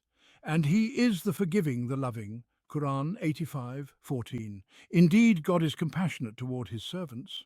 Quran 2:207. "And give glad tidings to those who believe and do righteous deeds that they will have a good reward to dwell therein forever." Quran 18:2-3. The scenes of bliss in the descriptions of the last day are serene, profoundly serene. From both sets of divine attributes arises a balance in the soul between fear and hope, reverence and intimacy, awe and tranquility. Thus, man walks his path toward God with steady steps, open eyes, a living heart, and an unbroken connection to hope. He remains cautious of pitfalls, ever ascending towards the radiant horizon without recklessness or neglect, and without forgetfulness or heedlessness. At the same time, he is ever conscious of God's care, support, mercy, and grace. He knows that God does not desire harm for him, nor burden him with hardship, nor lead him into sin to take pleasure in punishing him. Exalted is God far above such notions. The contrast with other conceptions of God. When this understanding is compared to the Greek conception of Zeus, their chief god, characterized by cruelty, envy, lust, drunkenness, and vindictiveness, or to the distorted Israelite conception of God as a jealous, biased, and vengeful entity, or to Aristotle's conception of a detached deity who concerns himself only with contemplating his own perfection, deeming the affairs of creation beneath him, or to the materialist conception of nature as a blind, deaf, and mute force, it is then that the value of the balanced Islamic conception becomes evident. This balance profoundly impacts human life, shaping people's ethics, social systems, and practical methodologies. This will be elaborated further in the next chapter on the characteristic of positivity. The balance in sources of knowledge. Islam establishes a balance between sources of knowledge, the unseen, hidden realm, and the observable, manifest reality, or in other terms, divine revelation and the universe and life itself. As we observed at the start of this discussion, European conceptions have fluctuated between relying solely on revelation as the source of knowledge, solely on reason, or solely on nature. Each group has been extreme in overemphasizing its chosen source while dismissing the others entirely. Islam, however, in its comprehensiveness, balance, and acknowledgement of all truths as they are without distortion, caprice, desire, or jahiliyyah, has never neglected any source of knowledge. It has given each its due consideration, placing it in its rightful position with precision, balance, and tranquility, confident in the completeness and inclusiveness of the truth it upholds. Islam, as previously mentioned, refers all matters in their entirety and from the very outset back to God, His will, His decree, and His governance. It attributes all of creation to the singular will of God, for all that exists, the universe and all it contains, including man, his intellect, and his faculties of perception, is but a manifestation of His divine intent. Thus, Islam finds no contradiction in acknowledging that the universe, what the Westerners call nature and the conditions of life, including economic realities, play a role in providing man with knowledge through his intellect and innate faculties, for all these are, in essence, from God. Just as revelation is from Him, so too is reason and perception. Indeed, Islam regards revelation as the most truthful source, one that falsehood cannot approach, neither from before it nor from behind it. It is free from whims and immune to distortions. Thus, it is the highest and most infallible of sources. However, this does not mean that Islam negates reason, nor does it dismiss the influences and experiences that the human existence acquires from its surroundings in the universe. For the universe itself is a vast, open book of God, pouring forth knowledge into the human consciousness just as revelation does, though with one key distinction. The knowledge that man derives through his faculties from the universe remains susceptible to error and correction, for it is a product of human endeavour, whereas what he receives from revelation is absolute truth, untainted by doubt.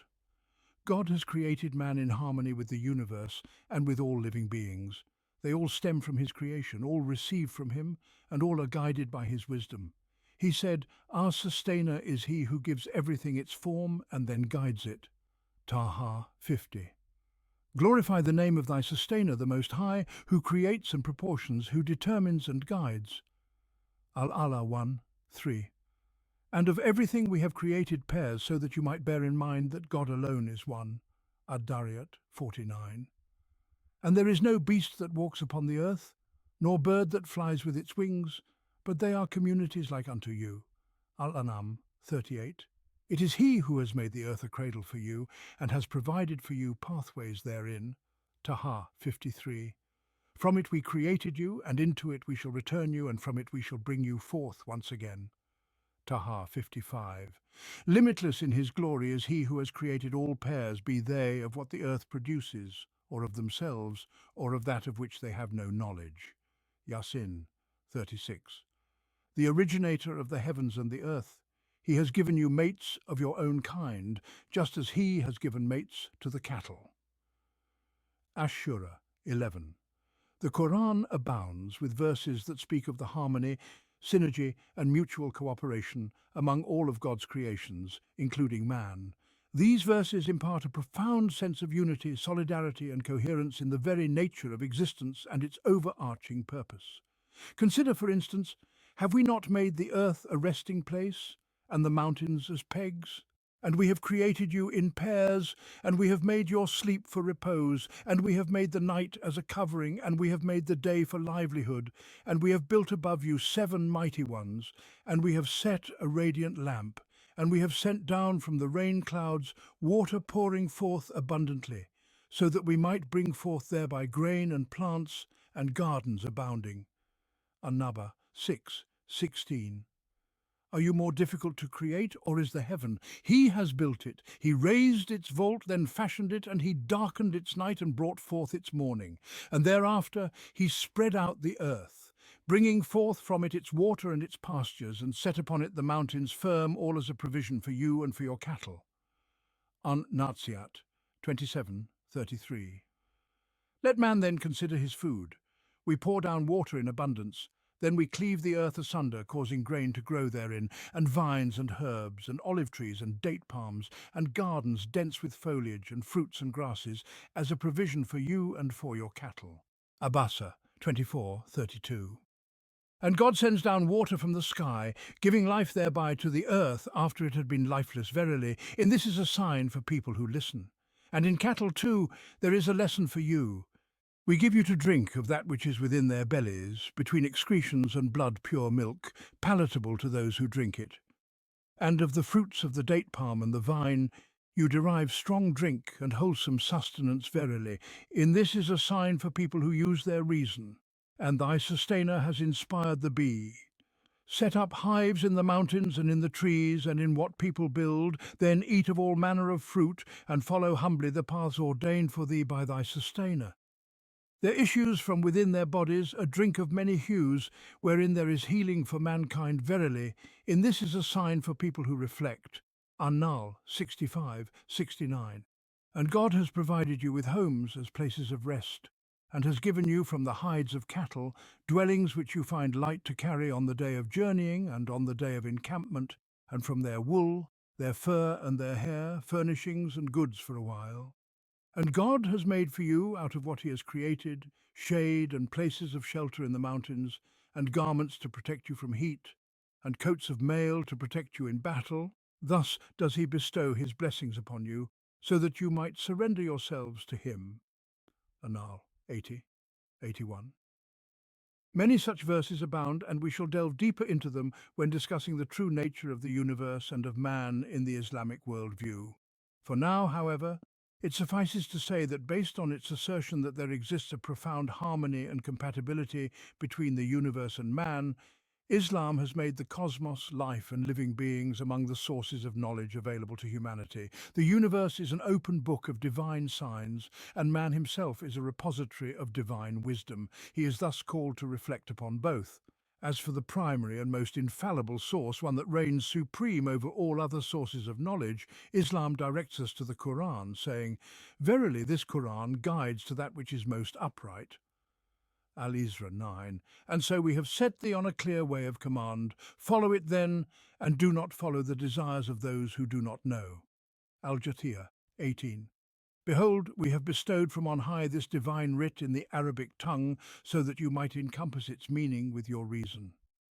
In this Quran we convey unto thee the most beautiful of narratives, since aforetime thou wert among those who were unaware. Yusuf 2:3. And we said, descend from it, all of you. And if there comes to you guidance from me, then whoever follows my guidance shall have no fear, nor shall they grieve. But those who deny the truth and give the lie to our messages, these shall be the inmates of the fire, therein to abide forever. Al-Baqarah 38:39. And recall, O children of Israel, when we took your covenant and raised over you the mount, saying, take what we have given you with determination and listen. Surah Al-Baqarah 2:93. Then, in the guidance toward understanding and receiving knowledge from the open book of the universe and from the hidden book of the self, we find much indeed, so much.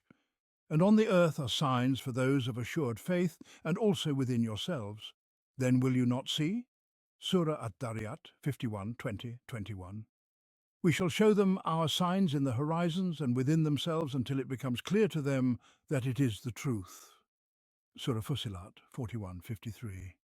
Do they not look at the camels how they were created, and at the sky how it was raised high, and at the mountains how they were firmly set up, and at the earth how it was spread out? So remind them, for you are only a reminder. Surah Al-Ghashiyah 88:17-21. Do they not see the birds held aloft in the midst of the sky? None holds them there but God. Indeed, in that are signs for a people who believe. Surah An-Nahl 16:79. Indeed, in the creation of the heavens and the earth, and the alternation of the night and the day, and the ships that sail the seas for the benefit of humankind, and the water which God sends down from the sky, giving life thereby to the earth after its death, and scattering therein every kind of creature, and in his directing of the winds and the clouds held between the heavens and the earth, are signs for a people who reason. Surah Al-Baqarah 2:164. And in the guidance toward using reason for gaining knowledge, whether through pondering the signs of God in the universe or reflecting upon the truths of revelation and the realities of existence, we also find countless verses in the Quran. Say, I admonish you with one thing only, that you stand before God in pairs or singly, then reflect. There is no madness in your companion, the Prophet. He is only a warner to you before a severe punishment. Surah Saba 34:46. Do they not then reflect upon the Quran? If it had been from any other than God, they would have found within it much contradiction. Surah An-Nisa 4:82. Have they not travelled through the earth, so that their hearts may reason and their ears may hear? Truly it is not the eyes that grow blind, but it is the hearts within the chests that go blind. Surah Al-Hajj 22:46. Indeed, in the creation of the heavens and the earth and the alternation of the night and the day, are signs for those of understanding, those who remember God while standing, sitting and lying on their sides, and reflect upon the creation of the heavens and the earth. Our Sustainer, you have not created this in vain, exalted are you. Surah Al-Imran 3:190-191. And God brought you out of your mother's wombs not knowing anything, and he made for you hearing and sight and hearts so that you may give thanks. Surah An-Nahl 16:78. Thus, these sources of knowledge are balanced each in its own proportion, harmonizing to provide the human being with a complete understanding. The Islamic worldview remains balanced. It neither veers astray nor becomes unsteady. It does not exaggerate one source of knowledge at the expense of others, nor does it deify anything that is not divine. One cannot help but observe the Quranic method of education, which frequently directs human perception toward the signs within the universe and within the self. This focus on accompanying God's creation in both the outer and inner realms has profound effects. Beyond awakening human understanding to know the Creator through his creation, to revere him by grasping his greatness through his handiwork, and to love him by recognizing the magnitude of his blessings, this companionship with creation also imprints upon human cognition the qualities of God's craftsmanship. Precision, harmony, and order traits unmarred by flaw, conflict, or disparity. Such reflection further inspires within the human soul truths and principles that shape its awareness. For instance, contemplating the constant flux of the universe, human affairs, and the self instills the profound realization that permanence belongs only to God, the one who changes everything yet himself remains unchanged. All else is transient or perishable, save the ever-living, who neither dies nor is in need of anything. He alone is the eternal refuge. Likewise, observing the steadfastness of the laws governing such change and the constancy of the principles underlying transformation and evolution fosters the understanding that life does not proceed randomly, nor was existence brought forth in vain. Humanity is not abandoned to chaos, for there is meticulous planning, wise determination, trial and recompense, and precise justice in determining all outcomes. And thus, much more could be said and much more will be shared. This is why the Quran so frequently directs human attention to these sources of knowledge, the manifest in the universe and the hidden within the self, as a means of acquiring understanding from the open book of God's creation, just as one acquires understanding from the written book of God's revelation.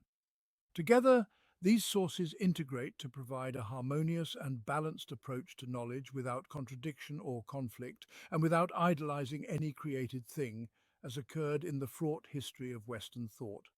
Thus, the existence of revelation as the primary source of knowledge does not negate human cognition. Nor does the existence of the universe render the human mind redundant. And God, exalted and beyond all imperfection, is far removed from the debased and pitiful conceptions concocted by those who bow to the gods of Western materialism, or those who slavishly imitate them. This balance between the role of the human being and the role of the universe, between the status of humankind and the status of the cosmos, is safeguarded in the Islamic worldview. It is free from the distortions and upheavals that have plagued human thought whenever it has deviated from the path of God. The clarity and uprightness of the Islamic perspective on the universe and humanity become evident when compared to the muddled mass of philosophies, ideologies and beliefs that have emerged throughout history. Plato, for example, relegated matter to the lowest rung of worth and significance. In his philosophy, existence was divided into two opposing realms, the realm of pure intellect and the realm of matter, or Heil. All power resided in the intellect, while all weakness was attributed to matter. Between these two realms existed beings ranked according to the degree to which they partook of intellect and were distanced from matter. Matter was seen as resisting the pure intellect and was never understood to be brought into existence by its will out of nothingness. Reference: Abbas Mahmud al-Akkad, God, p. 137. Plotinus, in his Neoplatonism, placed matter in the same lowly position. He held that the one created the intellect created the soul, and the soul created all other beings in descending order, until reaching the realm of matter, the realm of corruption and decay. Christianity, as shaped by the Church, has regarded all evil as embodied in the world of the flesh, that is, the realm of matter, and all goodness as embodied in the realm of the spirit. Consequently, it deemed it necessary to despise all that is material and to flee from it in order to escape corruption and sin. This same attitude was adopted earlier by Hinduism in the doctrine of Brahma, and while some philosophies and creeds rejected the material realm with such disdain, the 19th century witnessed the rise of those who deified nature, making it a god, and who reduced the human mind to nothing more than one of this god's creations. Such was the view of the leaders of positivism, like Auguste Comte and Friedrich Nietzsche. Others went further still, elevating one aspect of the material realm, namely the economy, to the status of a god, claiming that it creates minds, religions, philosophies, literature and morality. This was the doctrine of Karl Marx, who in turn diminished the value of the human being in the face of this God, reducing humankind to a passive entity unable to act or influence, receiving only and being shaped entirely by external forces. Amidst these vacillating extremes and the excesses of one side or another, the Islamic worldview stands firm upon the foundation of a stable and enduring truth. God is the creator, the originator, the sovereign, and the sustainer. The cosmos and humanity are both creations of God, and between them exists a profound interaction and harmony, granting each a role to play in the other's existence. Yet the human being is the noblest of creations, the most active and influential. Humanity is empowered over matter, shaping and innovating, transforming and developing, uncovering the secrets God has placed within it, and receiving from these secrets lessons and signs that lead to reflection and understanding. This honoring of human existence, without disparaging the existence of the universe, ensures that humanity is granted its dignity and rightful status. It safeguards the sanctity of human life and the elements that constitute it, deeming them too noble to be sacrificed for the sake of any material value. At the same time, this does not mean neglecting material values or stifling creativity in the sciences of matter. There are myriad manifestations of this balance in the Islamic worldview, too many to detail here or even to briefly mention. Instead, we present these examples as a signpost for the seeker of truth, pointing the way forward in exploring this methodology to its ultimate conclusions.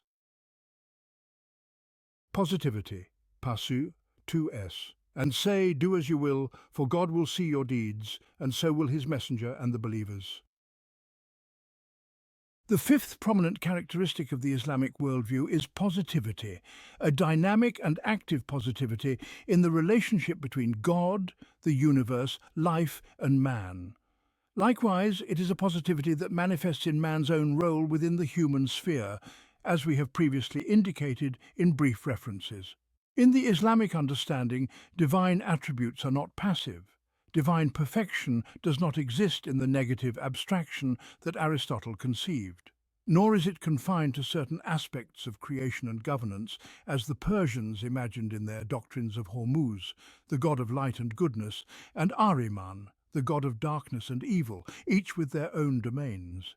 It is not limited to a specific level of creation, as Plotinus envisioned. Neither is it bound within the confines of a chosen people, as in the beliefs of the Israelites, nor is it intermixed or confused with the will of another being, as in some Christian sects. And it is certainly not non-existent altogether, as the materialist philosophies claim when they deny the very existence of a living, willing God. This and more is but a fraction of the accumulated misconceptions. Before we present the clear, explicit and reassuring Islamic conception, it may be useful to briefly summarize these various perspectives that we have alluded to earlier in this book. Aristotle's concept of God. Aristotle envisioned God as an eternal, absolute being, perfect and without beginning or end. However, in his view, God neither acts nor wills, for action implies a pursuit of something, and God, being self-sufficient, has no need for pursuit. Likewise, will, in his understanding, implies a choice between alternatives, whereas God, possessing the ultimate and most perfect good, has no need to choose between better and worse, or between superior and inferior. According to Aristotle, it is unfitting for God to engage in any new work at any given time, for he is eternal and unchanging. No event can arise to prompt him to act, nor does anything new emerge in his absolute existence, which has no beginning, no end, no past and no future. Nothing beyond his own being can claim his concern. For Aristotle, the perfect God neither creates the world nor brings forth its primal matter, what he calls heil. Instead, this heil inherently possesses the capacity for existence, and it is its longing for being that draws existence from God. This yearning compels it to move from potentiality to actuality, striving towards perfection as far as its inherent nature allows. This movement and action arise from its own longing and receptivity, and thus, in Aristotle's view, one cannot even say that it is truly created by God. The dualism of the Persians. The Persians adhered to a dualistic belief system, positing two deities, one for good, Hormuz, whose power and influence were confined to the realm of light and goodness, and one for evil, Ahriman, whose domain encompassed darkness and malevolence. These two were said to be brothers, both offspring of an ancient deity named Zovan. According to their myth, the realms of light and darkness existed separately before creation. Hormuz, dwelling in his luminous kingdom, set about creating all that was good and merciful, while Ahriman, deep in his abyss, remained unaware of his brother's actions. But one day, when Ahriman gazed upon the brilliance of his brother's realm, he was overcome with fear for his own fate. Realizing that light was bound to spread and prevail, leaving him no refuge, he rose in rebellion. With him rose the legions of darkness, demons of corruption and evil, who thwarted Hormuz's efforts and filled the cosmos with afflictions and sorrows. Thus the battle began and continues to this day. Plotinus's vision of the divine Plotinus, who lived in the early 3rd century CE, took the notion of divine transcendence to such an extreme that it surpassed all rational bounds. If Aristotle maintained that God in his perfection can only be aware of himself and can contemplate only his own being, since his own being is the noblest of all existences, and the lesser beings are too insignificant to be within his knowing, Then Plotinus went even further, asserting that the perfect one is not even conscious of himself, for he transcends such consciousness. It is evident that such a doctrine necessitates multiple intermediaries to bridge the gap between this utterly transcendent one and the created beings, particularly between him and corporeal creatures such as animals, which exist within physical bodies. Thus, Plotinus was compelled to propose a descending hierarchy of emanations. The one first brought forth the intellect then gave rise to the soul, and the soul in turn created all that lies beneath it in a cascading sequence that descends stage by stage until it reaches the material realm, the realm of matter and decay. Accordingly, in Plotinus's system, God's role is limited solely to the creation of the intellect, and his function ends there. The Israelite conception of God, the God of the Israelites, as depicted in their distorted beliefs, is a national deity, Yahweh, a God specifically for Israel. He is portrayed as a jealous God who rages when his chosen people worship foreign deities. He punishes, destroys, and avenges, yet when Israel returns to him, he relents, finds peace, and ceases his wrath and destruction indeed. He even regrets what he has done to his chosen people. Christian conceptions of the divine will. As for the theological constructs of the Church regarding the nature and will of Christ and his supposed embodiment of divinity, we have previously touched upon these in the chapter Wandering and Accumulation. These doctrines conflate and intertwine the divine will with the human will of Christ, leading to a labyrinth of theological speculation. Materialist denials of the divine. We have also previously addressed in sufficient detail the various materialist doctrines that deny the existence of a living, willing God. The reader may refer to the sections discussing these views. The Islamic Conception, a vision of clarity and certitude. Now let us leave behind this scattered heap of misconceptions and turn to the clear, upright, and reassuring Islamic vision.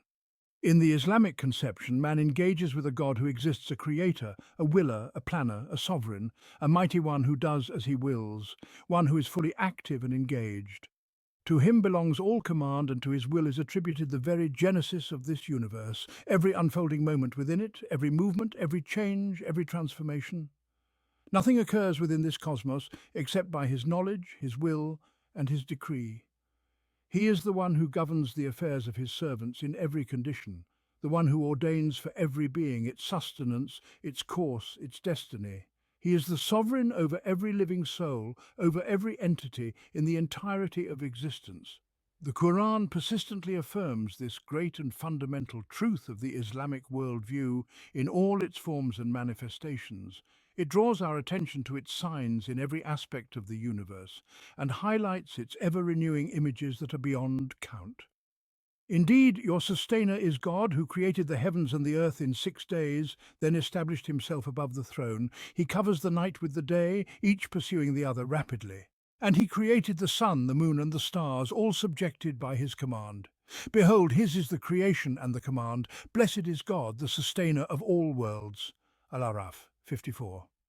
And never can anything in the heavens or on the earth escape the power of God. Verily, he is all-knowing, all-powerful. Fatir 44. Say, O God, sovereign of all dominion, you give sovereignty to whom you will, and you take sovereignty from whom you will. You honor whom you will, and you abase whom you will. In your hand is all good. Verily, you have power over all things. You cause the night to merge into the day, and the day to merge into the night.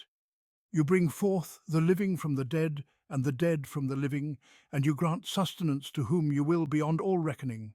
Al-Imran 26:27. And he is irresistible above his servants, and he is the wise, the all-aware. Al-An'am 18. God knows what every female bears, and what the wombs decrease, and what they increase, and everything with him is in due measure. He is the knower of the unseen and the seen, the great, the most high. It is the same to him whether one of you conceals his speech or declares it openly, and whether one hides under the cover of night or walks freely by day. For each one there are angels in succession, before and behind him, guarding him by God's command. Verily, God does not change the condition of a people until they change what is within themselves. And when God wills harm upon a people, There is no averting it, nor will they have any protector besides him. It is he who shows you the lightning causing fear and hope, and it is he who forms the heavy clouds, and the thunder exalts his praise, as do the angels from awe of him. And he sends thunderbolts and strikes with them whom he wills, yet they dispute about God, and he is mighty in strength. Arad 8:13. God erases what he wills and confirms what he wills, and with him is the mother of the book. Arad 39. If God should touch you with harm, none can remove it but he. And if he touches you with good, he is powerful over all things. Al-An'am 17. To God belongs the dominion of the heavens and the earth. He creates what he wills. He grants to whom he wills female offspring and grants to whom he wills male offspring. Or he bestows them, both males and females, and he renders whom he wills barren. Indeed, he is all-knowing, all-powerful. Ash-Shura 49:50. God takes the souls at the time of their death, and those that do not die, he takes during their sleep. Then he keeps those for whom he has decreed death and releases the others for a specified term. Indeed, in that are signs for a people who reflect. Az-Zumar 42. There is no private conversation among three, but that he is the fourth of them, nor among five, but that he is the sixth of them, nor fewer than that, nor more, except that he is with them wherever they are. Then he will inform them of what they did on the day of resurrection. Indeed, God is knowing of all things. Al-Mujadila 7. The establishment of this truth in the consciousness and life of man is the foundation upon which everything in the matter of faith depends. Furthermore, it is this truth that infuses human life with all its moral impulses, criteria, and the authority that governs it, as will be elaborated upon in the discussion of the concept of divinity in the second section of this book. This active and dynamic relationship between God, glorified be He, and all His creation is the dividing line between a serious, effective faith and a passive, superficial one. The comprehensiveness and unity of this dynamic relationship also mark the point of divergence between cohesion in human existence and activity, and fragmentation in both the essence and vitality of human life. A man's conception of his sustainer and the relationship of his attributes to human existence determines the value he ascribes to his sustainer, just as it determines the nature of his response to him. How vast is the difference between one who imagines his sustainer to be indifferent toward him, unaware of his existence, or, as some philosophers claim, even ignorant of his existence altogether, and one who knows with certainty that God is his creator, sustainer, and ultimate master in both this world and the hereafter. How vast, too, is the difference between one who deals with two conflicting gods, as the Persians claim, or with a multitude of deities, as other pagan beliefs suggest, and one who deals with a single God, possessing one will and one way. A God who clearly defines for his servants what he desires from them so that he may be pleased, and what he detests from them so that he may be displeased. How vast indeed is the difference between one who deals with a deity who is lustful, arrogant, oppressive, reckless and capricious, like the gods of the Greeks, such as Zeus or Jupiter, whom they portrayed as vengeful, greedy, preoccupied with food and sensual desires, and concerned only with maintaining his tyrannical dominion, and one who deals with God, the just, the generous, the merciful, who abhors indecency, both outward and inward, and forbids wrongdoing. A God who loves those who repent and those who purify themselves.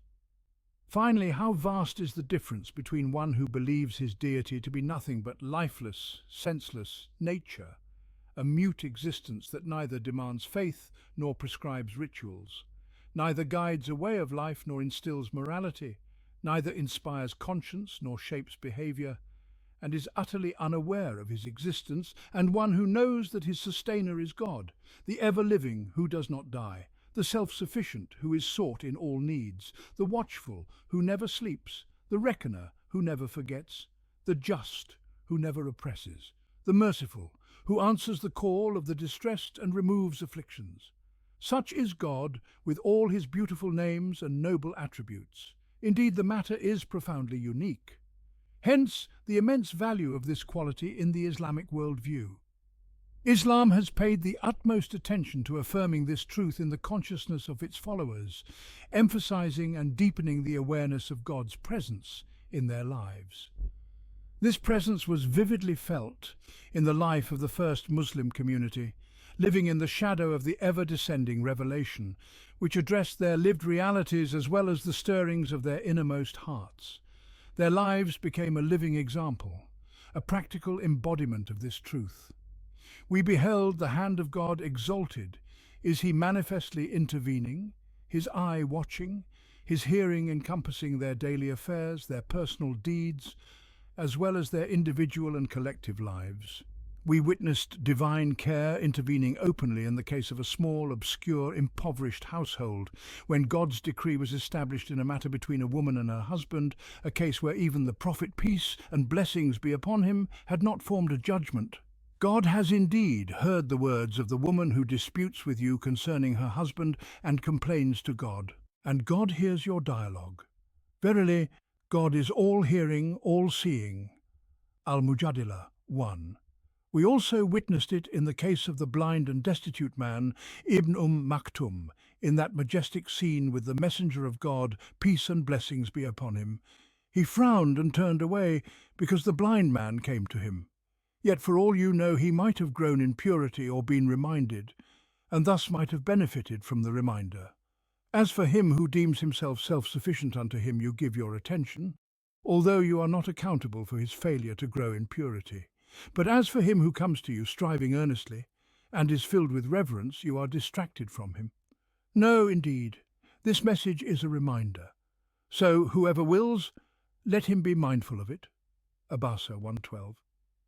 We beheld this intervention in great momentous events as well as in the smallest of happenings. We witnessed it during the migration of the prophet, when God says, "If you do not assist him, God has already assisted him when those who disbelieved drove him out as one of two." They were in the cave when he said to his companion, "Do not grieve, indeed God is with us." And God sent down his tranquility upon him and supported him with forces you did not see, and made the word of those who disbelieved the lowest, while the word of God that is the highest. And God is exalted in might, wise. At-Tawbah 40. We witnessed it at Badr, where God declares, "Even as your sustainer caused you to go forth from your home for the sake of the truth, though a group of the believers were reluctant, disputing with you about the truth after it had become manifest, as though they were being driven toward death while they looked on. And remember when God promised you one of the two groups, that it would be yours. You wished that the one unarmed would be yours, but God willed to establish the truth by his words, and to cut off the root of the disbelievers, so that he might establish the truth and nullify falsehood, even though the wrongdoers detested it.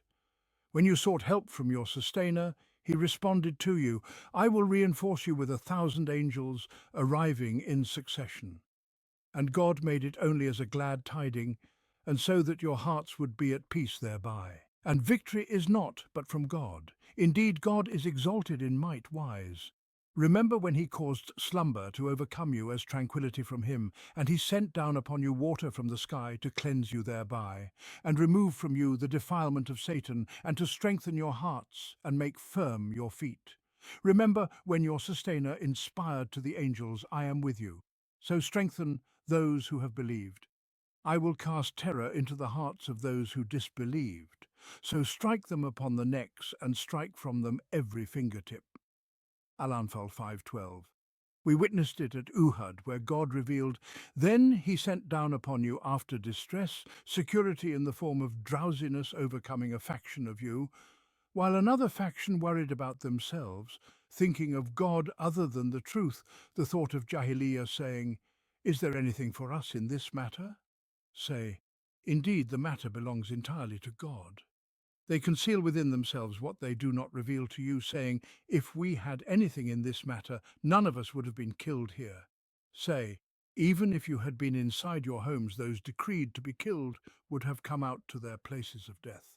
This was so that God might test what is in your breasts and purify what is in your hearts, and God is knowing of what is within the hearts.'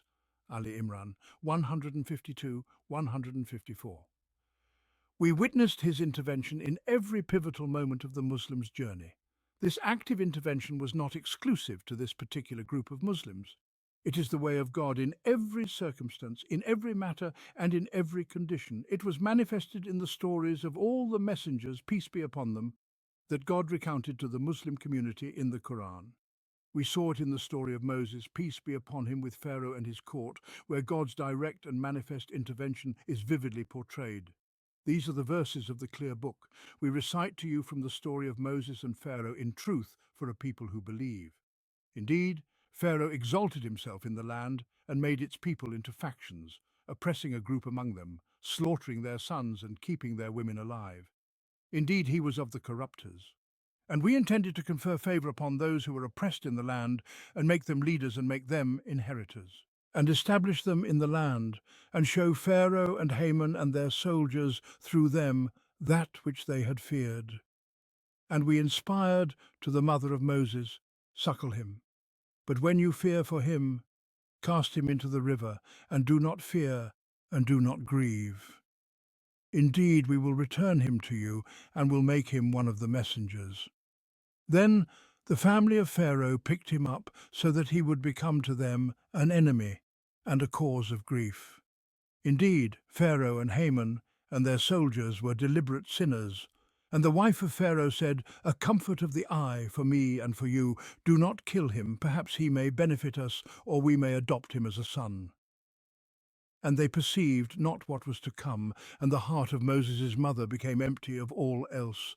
She was about to disclose the matter concerning him, had we not bound fast her heart, that she would be of the believers, and she said to his sister, "Follow him." So she watched him from a distance while they perceived not. And we had prevented him from accepting any wet nurse before, so she said, "Shall I direct you to a household that will be responsible for him for you while they are sincere to him?" So we restored him to his mother, that she might be content and not grieve, and that she would know that the promise of God is true. But most of them do not know. Al-Qasas 2:13. We saw it in the story of Noah, peace be upon him. The people of Noah denied before them, and they denied our servant and said, "A madman," and he was repelled. So he invoked his sustainer, "Indeed, I am overpowered, so help." Then we opened the gates of the heaven with rain pouring down, and caused the earth to gush forth with springs, and the waters met for a matter already predestined. And we carried him on a construction of planks and nails, sailing under our observation as reward for he who had been denied. Al-Qamar 9:14. And we saw it in the story of Abraham, peace be upon him. They said, "Burn him and support your gods if you are to act." We said, "O fire, be coolness and safety upon Abraham." And they intended for him harm. But we made them the greatest losers, and we delivered him and Lot to the land which we had blessed for all peoples. And we gave him Isaac and Jacob in addition, and all of them we made righteous. And we made them leaders guiding by our command. And we inspired to them the doing of good deeds, establishment of prayer, and giving of zakah. And they were worshippers of us. Al-Anbiya 68:73. We also witnessed his intervention in the grand design of the universe and the affairs of all creation within it. Indeed, God holds the heavens and the earth lest they cease, and if they should cease, no one could hold them except him. Indeed, he is forbearing and forgiving. Fatir 41. Do they not see the birds above them, spreading and folding their wings? None holds them except the most merciful. Indeed, he is of all things seeing. An-Nahl 79. And how many a creature there is that does not carry its provision? God provides for it and for you, and he is the hearing, the knowing. Al-Ankabut 60. Have you seen that which you sow? Is it you who makes it grow, or are we the grower? If we willed, we could turn it into broken debris, and you would remain in wonder, saying, "Indeed, we are burdened with debt, rather we have been deprived." Al-Waqia 63:73. Do they not see that we progressively reduce the land from its borders? And God decides. There is no adjuster of his decision, and he is swift in account. Arad 41. The entirety of the Quran is a manifest declaration of this positivity which, after the doctrine of divine oneness, constitutes the very foundation of the Islamic worldview. It is in this positivity that the true essence of Tawhid is revealed. For the Islamic concept of divine oneness is not a mere negative abstraction, as described by Aristotle or Plotinus. Rather, it is a dynamic oneness, one of agency and influence, not of passive isolation. It was the deep-rooted presence of this truth in the conscience of the first Muslim community that gave rise to that unparalleled and extraordinary generation, the likes of which history has never seen, nor shall ever see again. They lived this truth, they lived it as a reality, pulsating within their very souls. They breathed it, day and night, morning and evening. They lived with God. They felt his presence within themselves and in their lives with a certainty more profound than the certainty of touch and sight. They dwelled under his care and within his protection. They lived under his watchful eye, aware that he was ever observing them. They perceived his hand exalted as he intervening directly in both the smallest and greatest of their affairs, guiding their steps, watching over them, directing them, and correcting them, whether in the most minute details or in matters of great significance. And thus they became what they became, a people of sensitivity and serenity, of humility and dignity in God, of submission and supremacy, at once submission to God and supremacy over the enemies of God. And thus did God fashion them upon this earth, bringing forth through them righteousness and flourishing, elevation and purity, a transformation unparalleled in all of human history, neither in its past nor in its future. The other face of positivity in the Islamic worldview. The other dimension of this positivity in the Islamic conception is man's active role in the universe, and more specifically, the believer's engagement with life itself. This worldview, once it takes root in the heart, does not remain a mere conceptual abstraction. It moves toward realization in a tangible and practical form. It seeks to express itself in the realm of reality. And the believer, once this faith settles within his soul, feels himself transformed into a force of action and influence both within himself and in the world around him. The Islamic worldview is not a passive vision that lingers within the realm of the conscience, content with its existence as a theoretical ideal or a mystical abstraction. Rather, it is a blueprint for a reality that must be built, a design for a world that must be brought into being. As long as this reality has not yet come to fruition, the design itself holds no intrinsic value except as an unrelenting impulse that compels its own realization.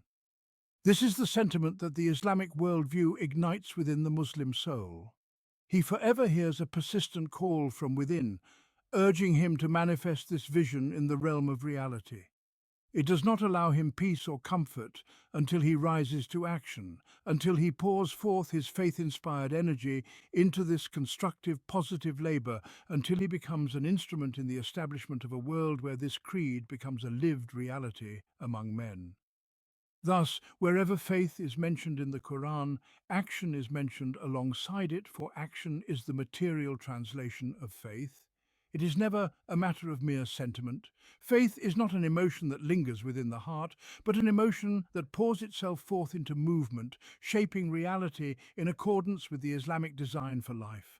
The true believers are only those who have faith in God and his messenger. Then they do not doubt, and they strive with their wealth and their lives in the path of God. They are the truthful ones. Al-Hujurat 15. God has promised those of you who believe and do righteous deeds that he will surely grant them succession in the land, just as he granted it to those before them. And he will surely establish for them their religion, which he has chosen for them, and will surely replace their fear with security. They worship me and do not associate anything with me. But whoever disbelieves after that, then it is they who are the defiantly disobedient. Al-Nur 55. You are the best community brought forth for mankind. You enjoin what is right, and you forbid what is wrong, and you believe in God. Al-Imran 110.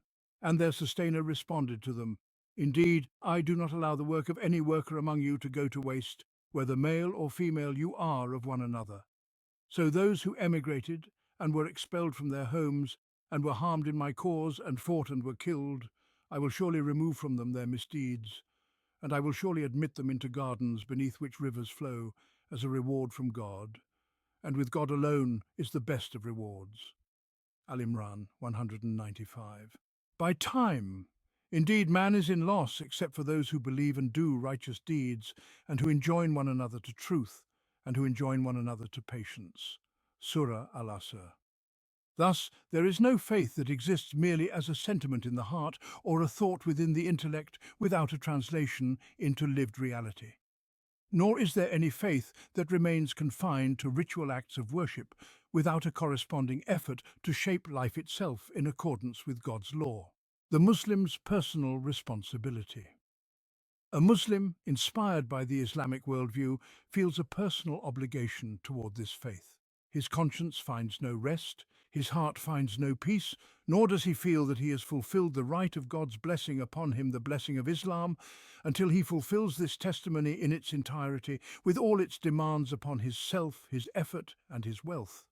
Thus we have made you a just and balanced nation, so that you may be witnesses over mankind, and the messenger may be a witness over you. Al-Baqarah 143.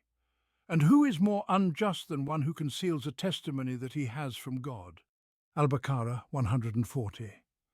And he fulfills this testimony first and foremost within himself by ensuring that the reality of his personal life in every detail is in harmony with the demands of the faith he professes.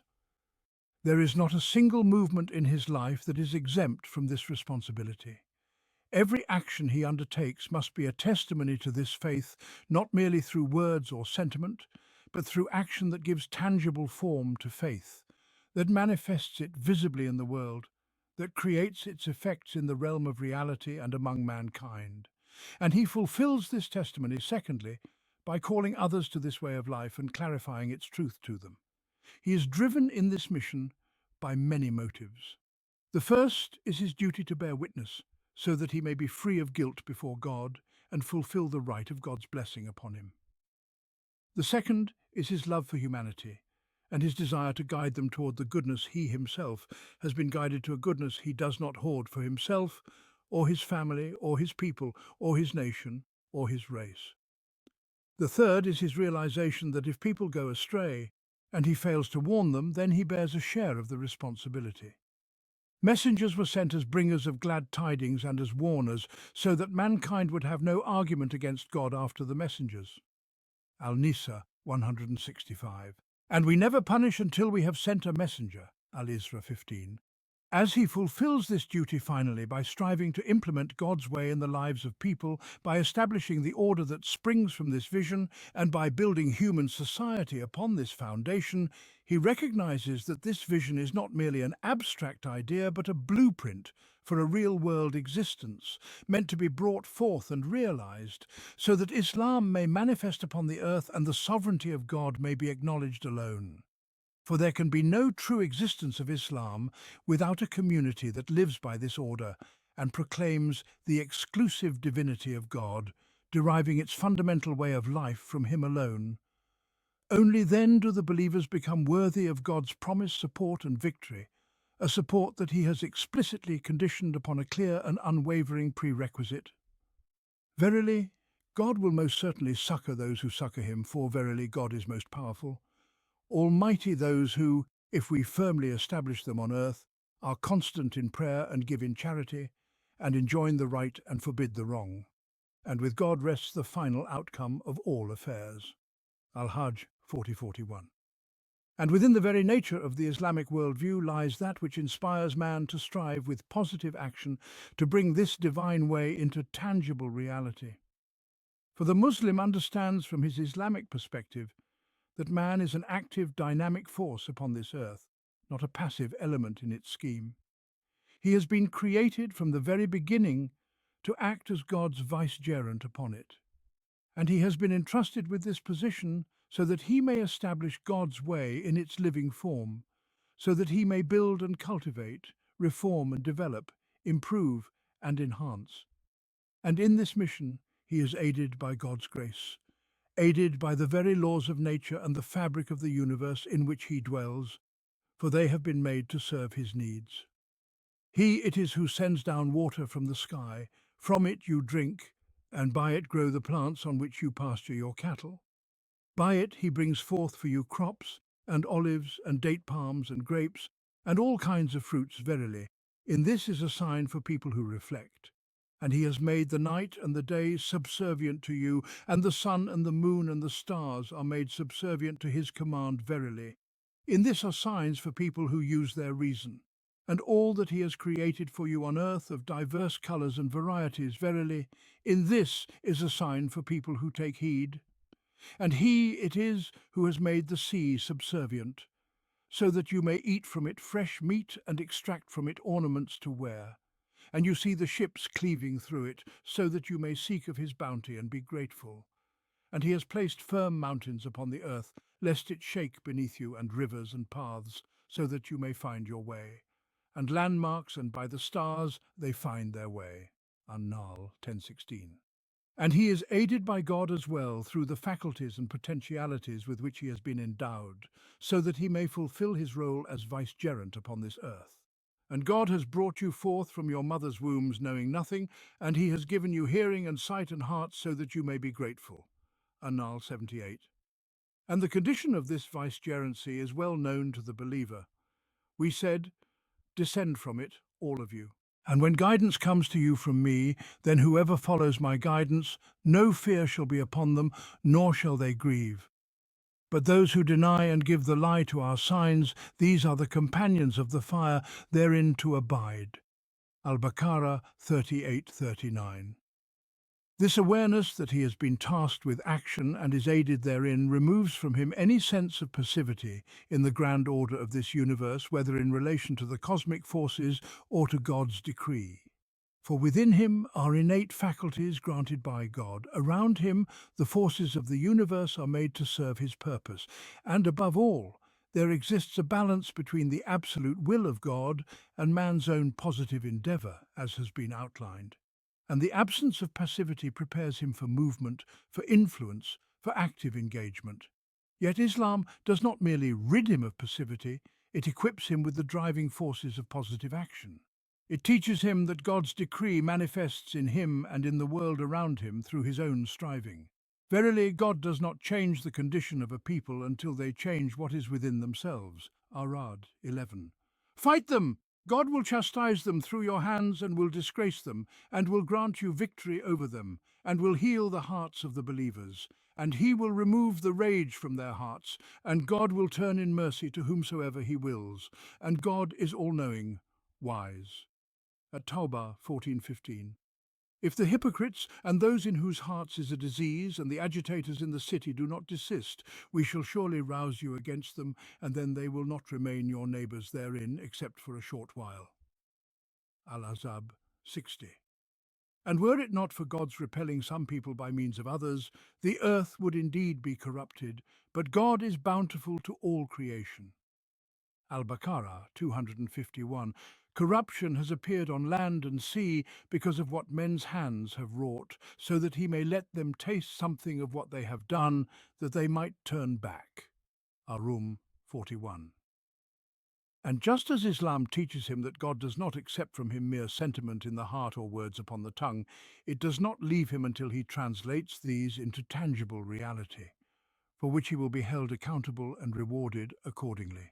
Even divine guidance itself is granted only in proportion to the effort one expends in seeking it. And as for those who strive in us, we shall surely guide them to our paths, and verily God is with those who do good. Al-Ankabut 69. Do you think you shall enter paradise while God has not yet seen who among you have striven and who are patient? Al-Imran 142. Say, act, and God will behold your deeds and his messenger and the believers, and then you shall be brought back to the knower of the unseen and the seen, and he will inform you of what you used to do. At Tawbah 105. With all this, the Muslim becomes deeply aware that his existence on this earth is not a fleeting accident, but rather a predetermined destiny, ordained with a path, a direction, and a noble purpose. He realizes that his presence on this earth necessitates movement and positive action within himself, among those around him, upon the very earth over which he has been appointed as a steward, and within the vast cosmos, which has been fashioned with divine precision. And he knows that he cannot truly express gratitude for the gift of existence, nor for the greater blessing of faith, nor can he hope for salvation from God's reckoning and chastisement, unless he fulfills his positive role as a vicegerent upon this earth. This, however, can only be achieved by adhering to God's conditions and his divine methodology, by implementing this guidance in his own life and in the lives of others, and by striving tirelessly to dispel corruption from the world over which he is entrusted. For indeed, corruption upon the earth arises only when God's law is abandoned in the realm of human affairs and in the lives of societies. And should such corruption arise, the burden of it falls upon his shoulders unless he bears witness to the truth of God within himself, within others, and across the entirety of the world around him. Such a vision of his role elevates the Muslim in his own estimation, just as it deepens his concerns. For it makes him ever conscious of the immense responsibility placed upon him, the weighty burden he must bear, and the ceaseless striving that shall accompany him until he meets his sustainer, having discharged his trust, borne true witness, and fulfilled the due rights of divine bounty to the utmost of his ability. Only then may he hope for deliverance from God's chastisement, and that he be spared from the torment of the fire. Realism. Say, limitless is my sustainer in his glory. Am I anything but a mortal, a messenger? The sixth characteristic of the Islamic worldview is realism, a realism that interacts with objective truths, tangible realities, and their direct positive effects. It does not deal in abstract intellectual constructs or ideals that have no counterpart in the realm of existence or that are devoid of any reality in the world of experience. Moreover, the design that this worldview lays out for human life is imbued with the same sense of realism, for it is capable of being realized in the actual life of humanity. Yet, at the same time, this realism is not devoid of aspiration. It is an idealistic realism, or a realism with an idealistic spirit. For it aims at the loftiest heights and the most perfect model to which humanity can ascend. Here we shall endeavour to explain these two dimensions of realism as it is conveyed in the Islamic worldview. This worldview engages with objective truths that possess a tangible existence and real positive effects. It interacts with the divine truth, manifested in its positive impacts and its active presence in reality. It engages with the cosmic truth, evident in its perceptible phenomena, those that influence and are influenced. It also interacts with the human truth, dealing with people as they are in the actual world, not as imagined constructs or wishful ideals. The God with whom this worldview interacts is God, the one and only, singular in his divinity and in all the attributes of divinity. Yet these attributes are not abstract or distant from the human experience. Rather, they are firmly rooted in the reality of existence, with tangible effects in the world around us. They can be discerned in their actual manifestations, so that the human mind is not left to wander aimlessly, fabricating its own notions of the divine in a series of abstract logical propositions, as is the case in metaphysics in general. Instead, these attributes are revealed through the signs of God's creation. Thus, the divinity of God and his attributes are real in their effect upon this universe. The human intellect is directed to these tangible signs, to behold in them the attributes of divinity as expressed in the craftsmanship of the Creator. Extol, then, God's limitless glory when you enter upon the evening hours and when you rise at morn, for his is all praise in the heavens and on earth at twilight and at noon.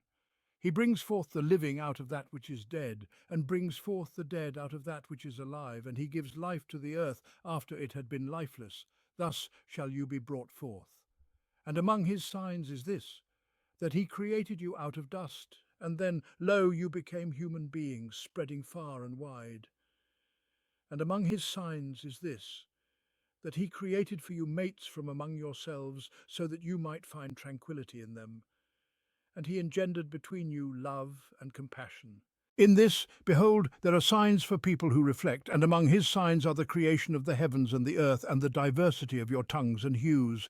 Verily, in this are signs for those who know, and among his signs is your sleep by night and by day, and your quest for some of his bounty. Verily, in this are signs for people who listen, and among his signs is this, that he displays before you the lightning to inspire fear and hope, and sends down water from the skies, giving life thereby to the earth after it had been lifeless. Verily in this there are signs for people who use their reason. And among his signs is this, that the skies and the earth stand firm at his behest. In the end, when he calls you forth from the earth, you will emerge. For unto him belong all who are in the heavens and on earth. All are devoutly obedient to him. And he it is who creates life in the first instance and then brings it forth anew, and to him this is most easy. His is the loftiest attribute in the heavens and on earth, and he alone is almighty, truly wise. Al-Rum 17:27. The Quran further declares, Verily, it is God who causes the grain and the fruit stone to sprout. He brings forth the living out of that which is dead, and he brings forth the dead out of that which is alive. Such is God. How then can you turn away from the truth? He is the one who causes the break of dawn and has made the night for rest, and the sun and the moon for reckoning time. All this is laid down by the will of the Almighty, the All-Knowing. And he it is who has set up the stars for you, so that you might be guided by them in the deep darkness of land and sea. Clearly have we spelled out these signs unto people who know, and he it is who has brought you into being out of one living entity, and has appointed for each of you a time limit on earth and a resting place after death. Clearly have we spelled out these signs unto people who can grasp the truth. And he it is who sends down water from the skies, and thereby we bring forth vegetation of every kind, and out of it we bring forth green foliage, and out of this we bring forth close-growing grain, and out of the date palm come clusters of dates hanging low, and gardens of vines, and the olive tree, and the pomegranate, alike and unlike. Behold their fruit when they come to fruition and ripen. In all this, behold, there are signs for people who believe. Al-An'am 95:99. And again, say, all praise is due to God, and peace be upon his servants whom he has chosen. Is God more worthy of worship, or that which they associate as partners with him? He who has created the heavens and the earth, and sends down for you water from the skies, whereby we cause to grow gardens of beauty and delight. It is not within your power to cause their trees to grow. Could there be any deity alongside God? Nay, but they are people who deviate from the truth. He who has made the earth firm to live upon and caused rivers to flow in its midst, and has placed upon it mountains firm, and has set a barrier between the two great bodies of water, could there be any deity alongside God? Nay, but most of them know not. He who responds to the distressed when they call upon him, and who removes their suffering, and has made you inheritors of the earth, could there be any deity alongside God? How seldom do you keep this in mind? He who guides you in the deep darkness of land and sea, and sends forth the winds as a glad tiding of his coming grace, could there be any deity alongside God? Sublimely exalted is God above anything to which they may ascribe a share in his divinity. He who creates life in the first instance, and then brings it forth anew, and who provides for you sustenance out of the heavens and the earth, could there be any deity alongside God? Say, produce your evidence if you truly believe in your claim. Al-Naml 59:64. The Creator of the heavens and the earth has fashioned for you mates from among yourselves and pairs among the animals so that you may multiply. Nothing is like unto him, and he alone is all-hearing, all-seeing. To him belongs the keys to the heavens and the earth. He grants abundant sustenance or restricts it as he wills. Indeed, he has perfect knowledge of all things. Al-Shura'a 11:12. God holds the heavens and the earth so that they do not collapse, and if they were to collapse, none could hold them back after him. Surah Fatir 4. Thus, the Islamic worldview engages with a God who is present, whose creation testifies to his existence, and who is willing, one who does what he wills. The movement of this universe and all that transpires within it bears witness to his will and his power. This is where the Islamic conception of God fundamentally diverges from the notions of Plato, Aristotle, and Plotinus. These thinkers envisioned a perfect deity, but the perfection they ascribed to him was born of their own intellects and shaped by the fabric of their dreams. Such a deity was devoid of will and action, as these attributes, they believed, would contradict his perfection, or rather, their conceptualization of perfection. Consequently, their assumption necessitated the invention of intermediaries between the deity and creation, leading to idolatrous and mythical imaginings reminiscent of the paganism of ancient Greece. For Plato, existence is divided into two distinct realms, the realm of pure intellect and the realm of primordial matter or Heil. All power resides in the intellect, while all impotence resides in matter. Between these two there exist intermediary beings, whose rank is determined by how much they partake of intellect and how little they partake of matter.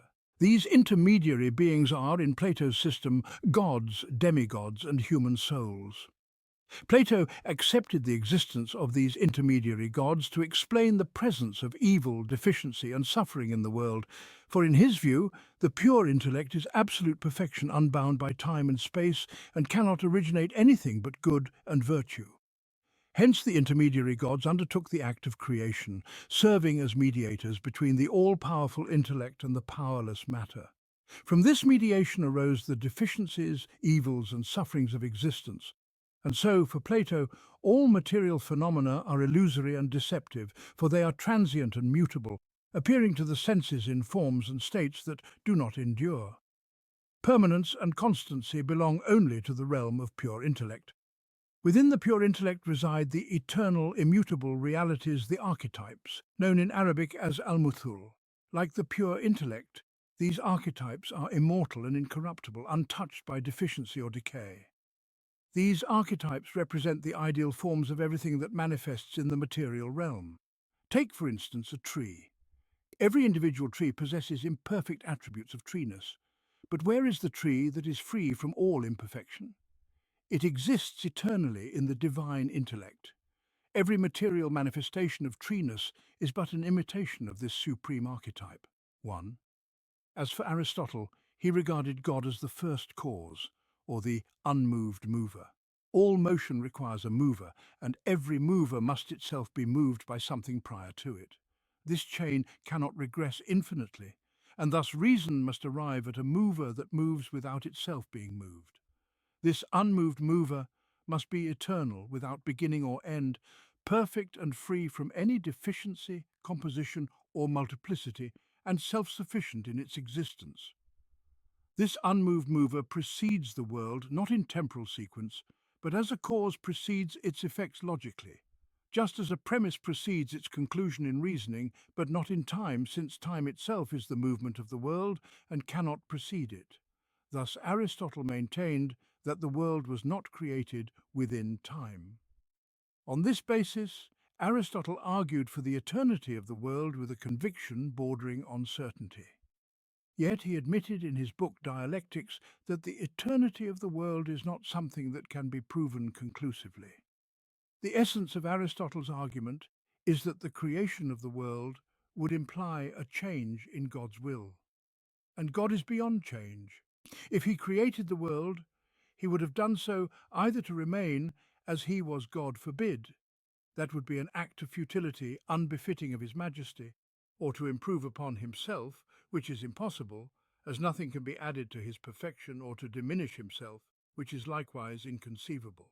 If God's will is eternal and unchanging, then the existence of the world must also be eternal, for his will is the cause of its existence.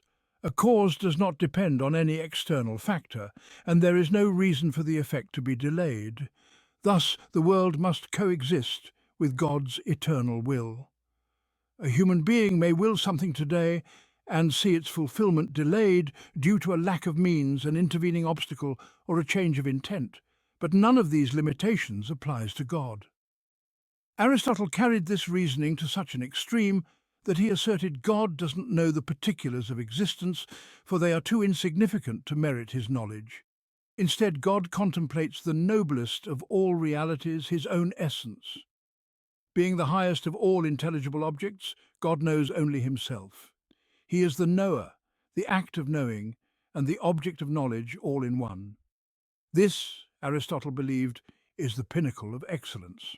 Plotinus, on the other hand, reached the utmost limits of abstraction in his conception of God. To him, God is beyond resemblance and beyond attributes. No predicate can truly describe him. Indeed, Plotinus declared that God is beyond existence. This does not mean that he is non-existent or that he is absence, for absence is inferior to existence, not superior to it. Rather, it means that his essence transcends the categories of existence known to us. He cannot be classified with other beings, nor can his essence be captured by any definition. He is the One, three incomparable in his existence, his attributes, and all that pertains to him. In his zeal for abstraction, Plotinus even declared that God does not perceive himself, for he does not distinguish himself from himself to recognize his own essence. Instead, his being is so pure and exalted that it transcends such differentiation and self-awareness. 4. And thus we find in these philosophical conceptions, despite the heights to which human thought has soared, a deity who does not exist in the realm of reality. This is because the attributes and characteristics ascribed to him are drawn from abstract intellectual assumptions rather than from an observation of the reality of existence, which testifies to the Creator's attributes, or from divine revelation which describes God as he truly is. As a result, these conceptions stray into an idealism that has no foundation in reality. Being derived from abstract intellectual constructs and hypothetical reasoning, this idealism ultimately leads to inadequacy and deficiency in the understanding of divine perfection, as we have seen in the excerpts above, even as it seeks to magnify that perfection. When we compare these attempts to the Islamic conception of God, we come to understand what is meant by realism. The divine reality in Islamic thought is an active reality within existence itself, whose attributes and characteristics are discerned in its tangible manifestations within creation. The Quran articulates this divine reality with clarity and depth, introducing humanity to their sustainer in a manner that is both profound and comprehensible. It points to the reality of the universe and human existence with a beauty and logic that are unmatched. With such realism does the Islamic perspective approach the universe. It addresses this tangible universe embodied in celestial bodies and dimensions, forms and structures, motions and effects, forces and energies, not a universe that is merely an abstract idea removed from form and substance, nor a universe that is a mere will manifested in shape and mould. It is not the universe as primordial matter, an unshaped substance, nor is it the universe as a form or ideal existing only in the absolute intellect. Neither is it the universe as a creative prototype imprinted upon the human mind, nor the universe as non-existence or something akin to non-existence. This universe, in the Islamic view, is not one of these myriad names that lack any real meaning with which man can engage. The universe in the Islamic conception is this creation, with an external existence that man perceives, and to which his heart and intellect are directed in the Quran. It is the heavens and the earth, these stars and planets, these animate and inanimate beings. The cosmic phenomena are life and death, night and day, light and darkness, rain and lightning, thunder and shadow and scorching heat. These are realities with genuine existence and tangible effects. When Islam directs human awareness to this universe, inviting it to serve as evidence of the Creator's existence, his oneness, his power, his will, his dominion, his governance, his knowledge, and his wisdom, it directs the human mind to this universe with its real essence and tangible effects. It does not direct it to a universe that is a concealed idea or an executed will, nor does it direct it to a universe that exists as an image in the divine mind or as primordial matter that opposes or distorts that image when it assumes form. It does not direct the human mind to a universe that is a product of intellect, nor to a universe that is the creator of intellect, nor to any of these purely abstract notions that concern themselves with their own constructs, remaining utterly detached from the reality of the cosmos. The universe, in the Islamic concept, is this creation that God brought into being by his command, be, and it was. It is a creation that God has harmonized so that its elements do not clash or contradict. It is a creation that is subject to God, worshipping him, subservient to his command, and performing in the finest manner that for which it was created and to which it was subjected. Praise be to God who created the heavens and the earth and made the darkness and the light. Yet those who disbelieve set up equals to their sustainer. Surah Al-An'am 6:1. Indeed, your sustainer is God, who created the heavens and the earth in 6 days, and then established himself above the throne. He regulates all affairs. There is no intercessor except after his permission. That is God, your sustainer, so worship him. Will you not then remember? To him is your return altogether. This is the promise of God in truth. Indeed, he begins creation and then repeats it, that he may reward those who believed and did righteous deeds in justice.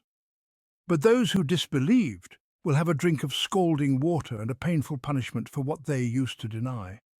It is he who made the sun a radiant light and the moon a reflected light and determined for it phases that you may know the number of years and account of time.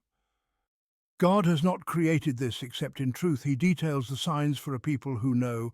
Indeed, in the alternation of the night and the day, and in what God has created in the heavens and the earth, are signs for a people who fear him. Surah Yunus 10:3-6. It is God who raised the heavens without any pillars that you can see. Then he established himself above the throne and subjected the sun and the moon, each running its course for a specified term. He regulates all affairs. He details the signs that you may, of the meeting with your sustainer, be certain. And it is he who spread out the earth and placed therein firmly set mountains and rivers. And from all of the fruits he made two mates. He causes the night to cover the day. Indeed, in that are signs for a people who reflect. And within the earth are neighbouring plots and gardens of grapevines and crops and palm trees, growing several from a single root, or otherwise watered with one water. But we make some of them exceed others in quality of fruit. Indeed, in that are signs for a people who reason. Surah Ar-Ra'd 13:2-4. And we have placed within the heaven great stars, and have beautified it for the observers. And we have protected it from every cursed devil, except one who steals hearing, and is pursued by a clear burning flame. And the earth we have spread it out and cast therein firmly set mountains, and made grow therein something of every well-balanced thing, and we have made for you therein means of living, and for those for whom you are not providers. And there is not a thing but that with us are its treasuries, and we do not send it down except according to a known measure. And we have sent the fertilizing winds and sent down water from the sky and given you drink from it, and you are not its retainers. And indeed it is we who give life and cause death, and we are the inheritor of all things. Surah Al-Hijr 15:16-23. And God has made for you from that which he created shades, and he has made for you from the mountain shelters. Surah An-Nahl 16:81. Have those who disbelieved not considered that the heavens and the earth were a joined entity, and we separated them and made from water every living thing? Then will they not believe? And we placed within the earth firmly set mountains, lest it should shift with them. And we made therein mountain passes as roads that they might be guided. And we made the sky a protected ceiling, but they from its signs are turning away. Surah Al-Anbiya 21:30-33. O mankind, if you are in doubt about resurrection, consider that we have indeed created you out of dust, then out of a drop of sperm, then out of a clinging clot, then out of a lump of flesh fully formed and yet unformed, that we might make the truth clear unto you. And we cause to rest in the wombs whatever we will for an appointed term, and then we bring you forth as infants, that thereafter you may attain maturity. And some of you are caused to die early, and some are left to reach the most abject state of life, so that after having possessed knowledge, they may know nothing at all. And you behold the earth lifeless, yet when we send down water upon it, it stirs and swells and brings forth every kind of lovely plant. Thus it is, because God is the ultimate truth, and because he gives life to the dead, and because he has power over all things. And because the hour will surely come of this, there is no doubt, and because God will indeed resurrect all who are in their graves. Al-Hajj 5:7. Have you not seen how God has made subservient to you all that is on earth? and the ships that sail through the sea by his command? And he holds back the sky from falling upon the earth save by his leave. For indeed God is most compassionate, most merciful towards mankind.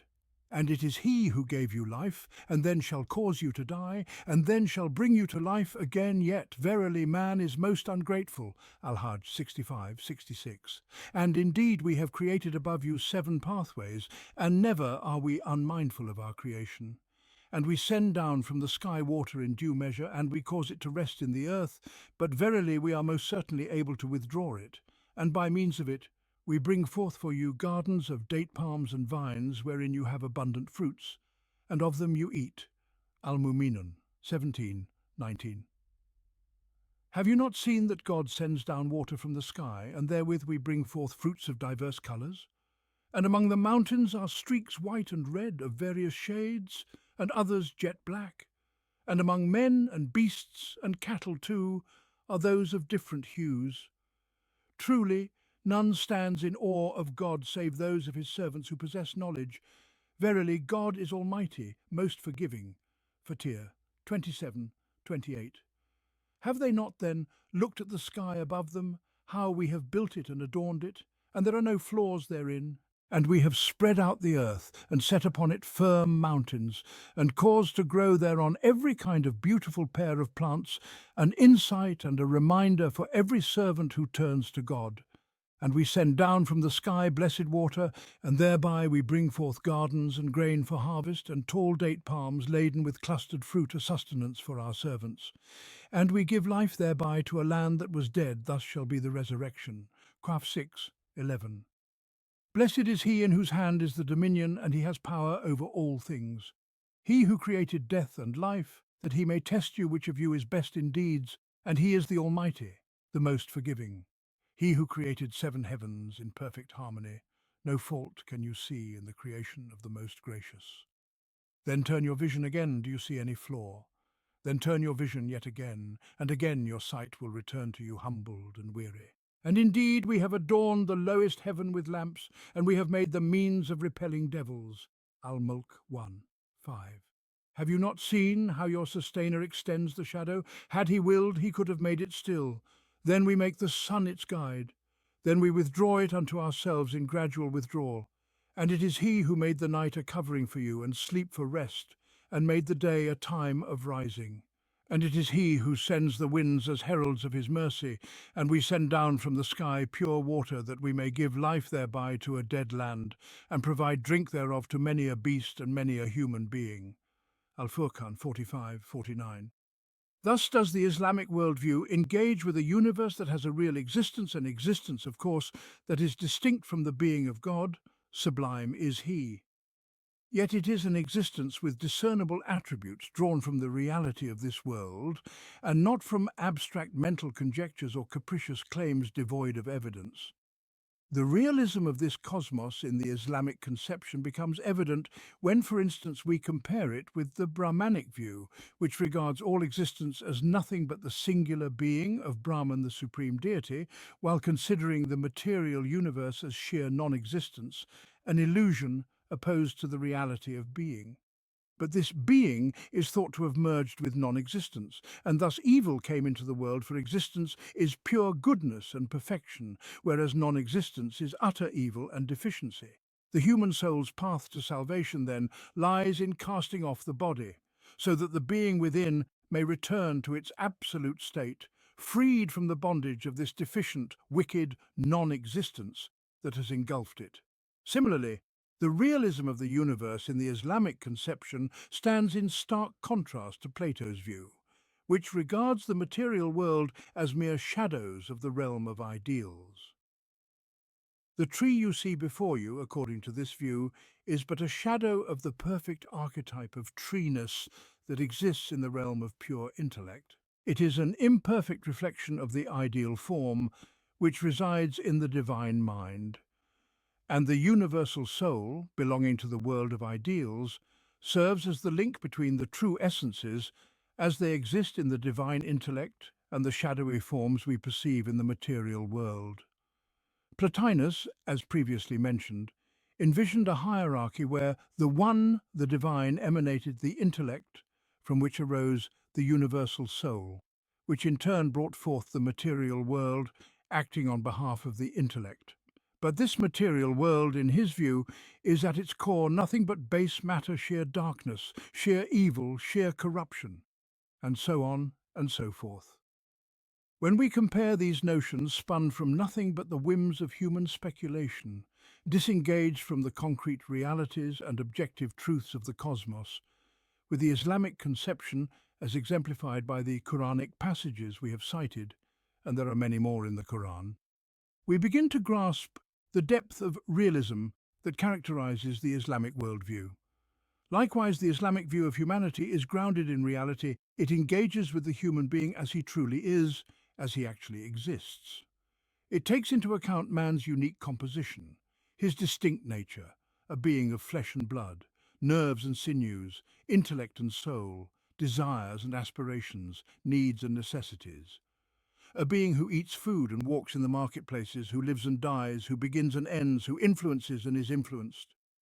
A being who loves and hates, who hopes and fears, who desires and despairs, who rises and falls, who believes and rejects faith, who follows guidance and goes astray, who cultivates the earth or corrupts it, who nurtures life or destroys it, all the traits and markers of real living humanity.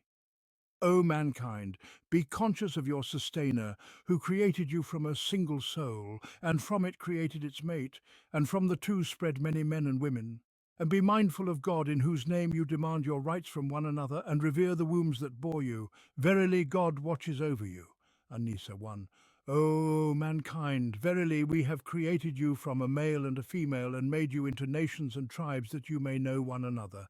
Indeed, the most noble of you in the sight of God is the most righteous among you. Verily God is all-knowing, all-aware. Al-Hujurat 13.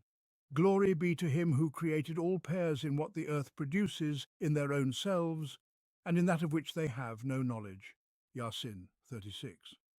Verily, we created man out of the essence of clay. Then we made him into a drop of sperm, securely placed. Then we formed the drop into a clinging clot, and we formed the clot into a lump of flesh, and we formed the lump into bones, and we clothed the bones with flesh. Then we brought him forth as a new creation. So blessed is God, the best of creators. Surah Al-Mu'minun 23:12-14. Has there ever been a span of time in which man was not even a thing remembered? Verily, we created man from a drop of mingled fluid, so that we might test him, and we endowed him with hearing and sight. Indeed, we have shown him the way, whether he be grateful or ungrateful. Surah Al-Insan 76:1-3. Woe unto man, how ungrateful he is! Out of what substance did he create him? Out of a drop of sperm he created him and determined his fate. Then he made his way easy, then he caused him to die and had him buried. Then when he wills, he shall resurrect him. Surah Abasa 80:17-22. And when affliction befalls man, he calls upon us lying on his side, or sitting, or standing. But when we remove his affliction, he passes on as though he had never called upon us to relieve him of his distress. Thus it is that the deeds of those who squander their souls appear fair to them. Surah Yunus 10:12. And when we let people taste mercy after hardship has touched them, they begin to scheme against our signs. Say, God is swifter in devising schemes. Indeed, our messengers record all that you devise. Surah Yunus 10:21. And if we let man taste some of our grace and then take it away from him, behold, he is utterly despairing and ungrateful. But if we let him taste ease after hardship has touched him, he will surely say, all evil has gone away from me.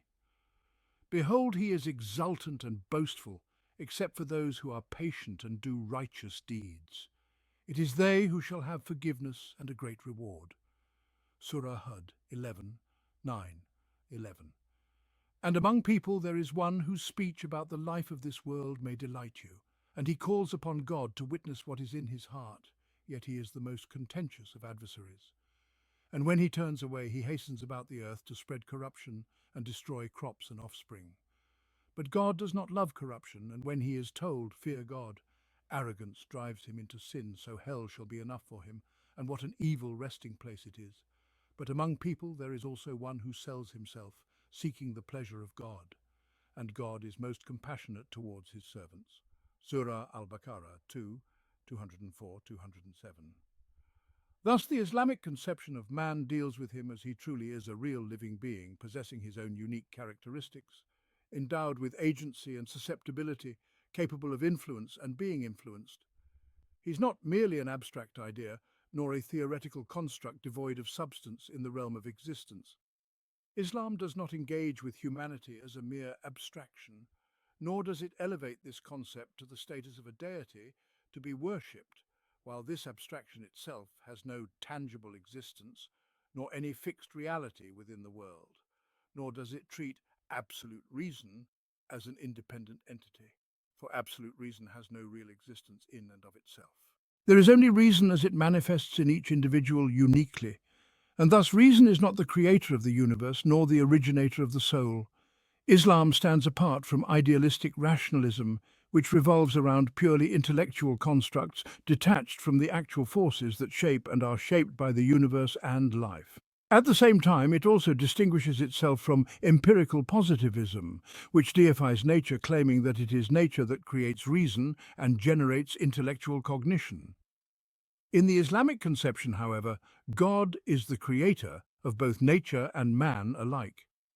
The human intellect in turn perceives the laws of nature, learns its principles, discovers its latent energies, and acts upon it both sensorially and intellectually with a balance that aligns with the harmony of existence. It is as though Islam, indeed, it is so, was looking far beyond the centuries, foreseeing the afflictions that would plague humanity at the hands of modern-day philosophers and thinkers, from idealistic rationalism to empirical positivism to dialectical materialism. And so it shaped this remarkable, all-encompassing balance in its worldview, a balance that grants the human conscience a firm foundation upon which to rest, restoring clarity to human perception and offering guidance and illumination amidst the labyrinth of conflicting intellects and desires. And true indeed are the words of God. Verily, this Quran guides to that which is most upright. Surah Al-Isra 17:9. And who is better in speech than one who calls to God, does righteousness, and says, Truly I am of those who submit. Surah Fussilat 41:33. As for the second dimension of realism in the Islamic worldview, it pertains to the nature of the methodology that Islam presents for human life, a methodology that aligns with the very nature of man, the conditions that surround his existence in the universe, and the extent of his actual capabilities. Man, according to the Islamic conception, is this man we know, a being of strength and weakness, of inclinations and aspirations, of flesh and blood, of nerves and sinews, of body, intellect and spirit. He is not some utopian ideal conjured by an unbridled imagination, nor a wistful dream drifting in the realm of abstract logic. Nor is he the degraded being that positivist materialism reduces to the lowest depths, portraying him as nothing more than a product of blind matter, or as a mere function of economic forces. Rather, he is man as God created him to serve as his vicegerent upon the earth, undertaking a dynamic creative role in shaping the material world, fulfilling God's decree in the realm of nature, life, and humanity. He is, in essence, the real human being, as we have already stated. And thus the methodology that Islam lays down for him is equally realistic. A methodology that is dynamic and practical, one whose parameters align with the actual capacities of man, with his composition and his existential reality, in which body, intellect and soul are interwoven into a singular, harmonious entity. The Islamic way of life, despite its loftiness, purity, divine nature and idealism, is at the same time a system designed for human beings within the limits of their actual capacities. It is a framework for the life of man, this earthly creature who walks upon the land, eats food, moves through the marketplaces, marries, begets children, loves and hates, hopes and fears, and experiences all the characteristics of a human being as God has created him. Islam takes into account the innate nature of man, his strengths and weaknesses, his virtues and vices, his capacities and limitations. It does not look upon him with suspicion, nor does it scorn his role on earth or diminish his worth in any aspect of his life. At the same time, it does not elevate him to the rank of divinity, nor does it attribute to him any of the attributes of God. nor does it imagine him to be an ethereal angelic being devoid of the material composition of his existence. Therefore, it does not regard the natural impulses of his being as impure or contemptible. And while Islam acknowledges man's humanity in all its dimensions, it alone possesses the ability to elevate him to the highest level of excellence, to bring him to the most complete and perfect state that mankind can attain at any time, in any place. This is not the place to elaborate upon this truth, as its full discussion will come in the second section of this study, when we speak about the reality of man. For now we suffice with this prelude, leading us to a selection of texts that illustrate the inherent realism of the Islamic system, its perfect harmony with the true nature of the human being, while always calling upon him to strive for purity, nobility, and the highest potential within the framework of his innate disposition. And they say, "What sort of messenger is this, who eats food and walks in the marketplaces? Why was an angel not sent down to him to be a warner alongside him? Or why has no treasure been cast down to him? Or why does he not have a garden from which he eats?" And the wrongdoers say, "You are only following a man bewitched. See how they strike analogies for you, yet they go astray and cannot find a way. Blessed be he who, if he so willed, could give you far better than that gardens beneath which rivers flow, and could make for you palaces." Al-Furqan 7:10. And they say, "We will not believe in you until you cause a spring to gush forth for us from the earth, or you have a garden of date palms and grapes, and cause rivers to gush forth abundantly through it, or you cause the sky to fall upon us in pieces, as you have claimed, or you bring God and the angels before us face to face, or you have a house of gold, or ascend into the sky. Yet we will not believe in your ascension until you bring down for us a book that we can read. Say, 'Glory be to my sustainer. Am I anything but a human messenger?'" Al-Isra 90:93. God does not burden a soul beyond its capacity. It shall have what it has earned, and it shall bear what it has incurred. Al-Baqarah 286. And they ask you concerning menstruation, say, "It is a discomfort, so keep away from women during menstruation and do not approach them until they are purified. And when they have purified themselves, then approach them as God has commanded you. Indeed, God loves those who repent and loves those who purify themselves. Your wives are a tilth for you, so approach your tilth as you will, and send forth good deeds for your souls. And be mindful of God, and know that you shall meet him, and give glad tidings to the believers." Al-Baqarah 222, 223. It may be that you dislike something while it is good for you, and it may be that you love something while it is bad for you, and God knows while you do not know. Al-Baqarah 216. Beautified for mankind is the love of desires, women, children, hoarded treasures of gold and silver, fine branded horses, cattle, and fertile land. These are the enjoyments of worldly life, but with God lies the best return. Say, shall I inform you of something better than that? For those who are mindful of God, with their sustainer are gardens beneath which rivers flow, wherein they will abide forever, pure spouses, and the pleasure of God. And God sees his servants well. Al-Imran 14:15. And hasten to forgiveness from your sustainer, and to a garden as vast as the heavens and the earth, prepared for the God-fearing, those who spend in ease and in hardship, who restrain their anger and who pardon others. And God loves those who do good, and those who, when they commit an indecency or wrong themselves, remember God and seek forgiveness for their sins, who can forgive sins except God, and do not persist in what they have done knowingly. Their reward is forgiveness from their sustainer and gardens beneath which rivers flow, where they shall abide forever. And how excellent is the reward of those who strive.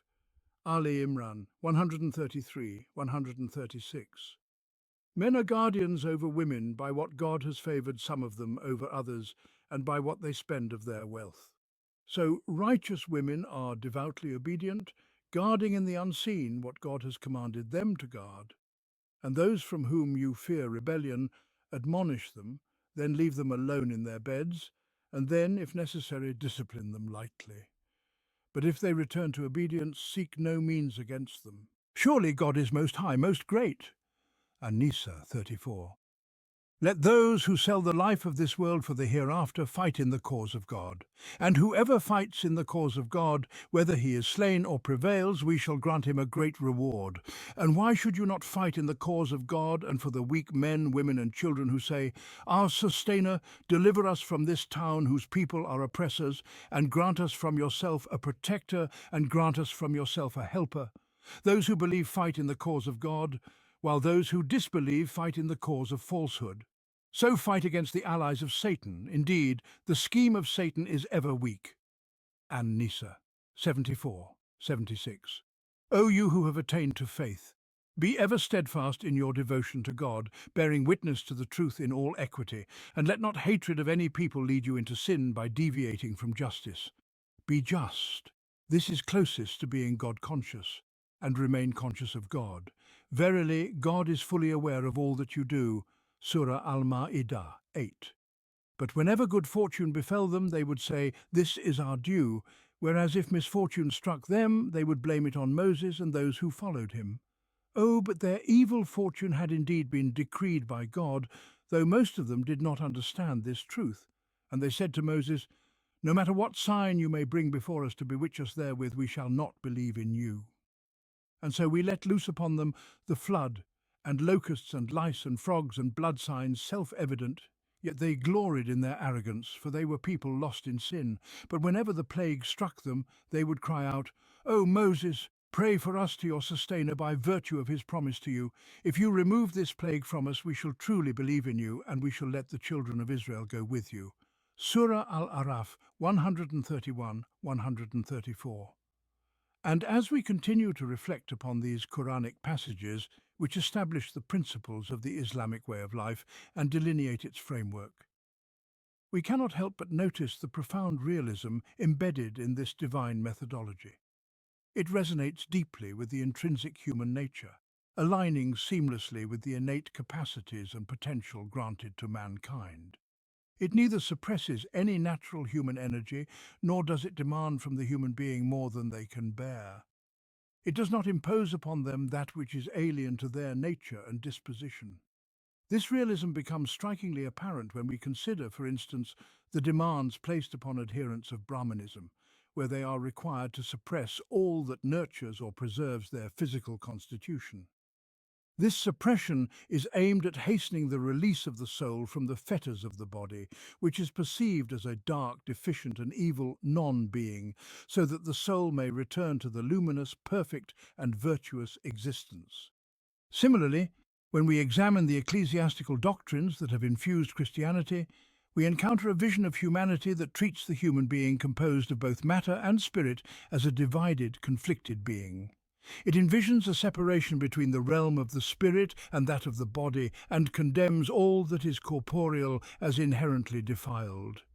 Moreover, it burdens humanity with what is beyond its capacity, for instance, compelling a person to remain with a spouse whose companionship has become unbearable, or to separate from them without the recourse to divorce, and yet forbidding them to marry another thereafter. And there is much more in these ecclesiastical doctrines that clashes with human nature and the tangible reality of human existence. In stark contrast, Islam is a religion of reality, a religion that embraces life, movement, action, productivity and growth. It is a faith whose obligations are in harmony with human nature, enabling all human faculties to function as they were created to do. At the same time, it guides humanity toward the highest level of human perfection destined for them through work, endeavour, and the fulfillment of both their energies and longings, without suppressing or stifling them, nor wasting their value or scorning their motivations. Thus, the attribute of realism is manifest in the Islamic system of life, just as it is inherent in the Islamic worldview regarding God, the universe, life, and humanity. There is no discrepancy between belief and practice in this faith, both are in perfect harmony. Consequently, the human being, energized by this faith and aware of the Islamic worldview and the system of life it inspires, proceeds to build in this world and transform it, to develop its resources and innovate within the realm of matter as much as God wills them to do. No barriers, be they doctrinal or practical, stand in their way, for both belief and practice are rooted in reality, perfectly aligned with the human constitution and the actual conditions surrounding them in this universe. Both originate from the same source that created humanity, endowed them with their capacities, and prepared them for their tasks. Thus, the believer in this faith, who truly comprehends the Islamic perspective and the life system it establishes, is able to create tangible achievements in this world. They are capable of producing material innovations that correspond to the moral uprightness they foster and the spiritual refinement they attain, all in balanced harmony, comprehensiveness, positivity, and realism. The natural disposition which God has instilled into man, there is no altering of God's creation. This is the ever-true faith, yet most people do not know it. Surah Ar-Rum 30. Tawhid, monotheism. And we sent no messenger before you without revealing to him that there is no deity save me, so worship me alone. Surah Al-Anbiya 25. Monotheism, Tawhid, is the foundational pillar of the Islamic worldview, for it represents the essential truth of the Islamic creed. Yet it is also one of the distinctive characteristics of this worldview, given that Islam stands unparalleled in its pure and unadulterated concept of monotheism among all the religious and philosophical systems that exist on earth. Thus, in this regard, we discuss Tawhid here as one of the distinctive characteristics of the Islamic worldview, even though we will also address it in the second section of this study under the pillars of the Islamic worldview. Here we address Tawhid as a distinctive feature of the Islamic worldview to clarify how this concept sets Islam apart from all other religious and philosophical systems that prevail across the world.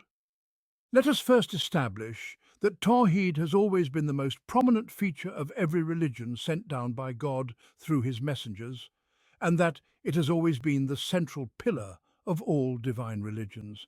Islam, understood in its most comprehensive sense, has always been the universal religion brought by every messenger of God. This is because religion in its essence is the submission of oneself entirely to God alone, the adherence to his divine methodology in every aspect of life, and the acceptance of divine guidance in all matters. It is the exclusive servitude to God through obedience to his laws, his system, and his commands, whether in acts of worship or in the practical organization of life. However, distortions and deviations crept into the beliefs of the followers of the messengers, and the dominance of various forms of jahiliyyah over human life obliterated all traces of true religion, leaving only the pure monotheistic vision brought by Muhammad, peace and blessings of God be upon him.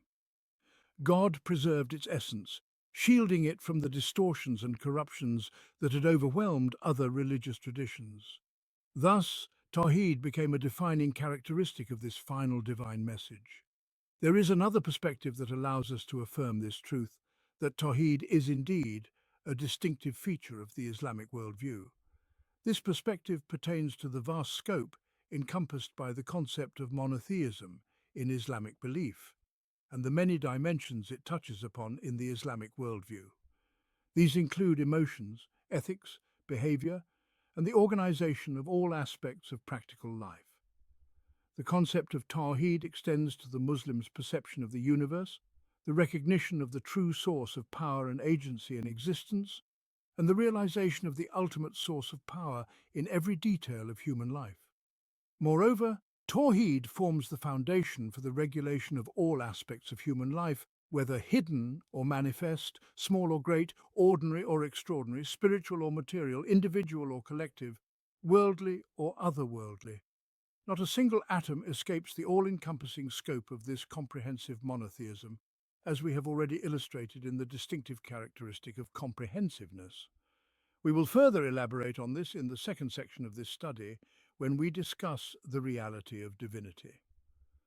The Islamic worldview is built upon the fundamental distinction between divinity and servitude, divinity which belongs exclusively to God, and servitude which encompasses all else besides him.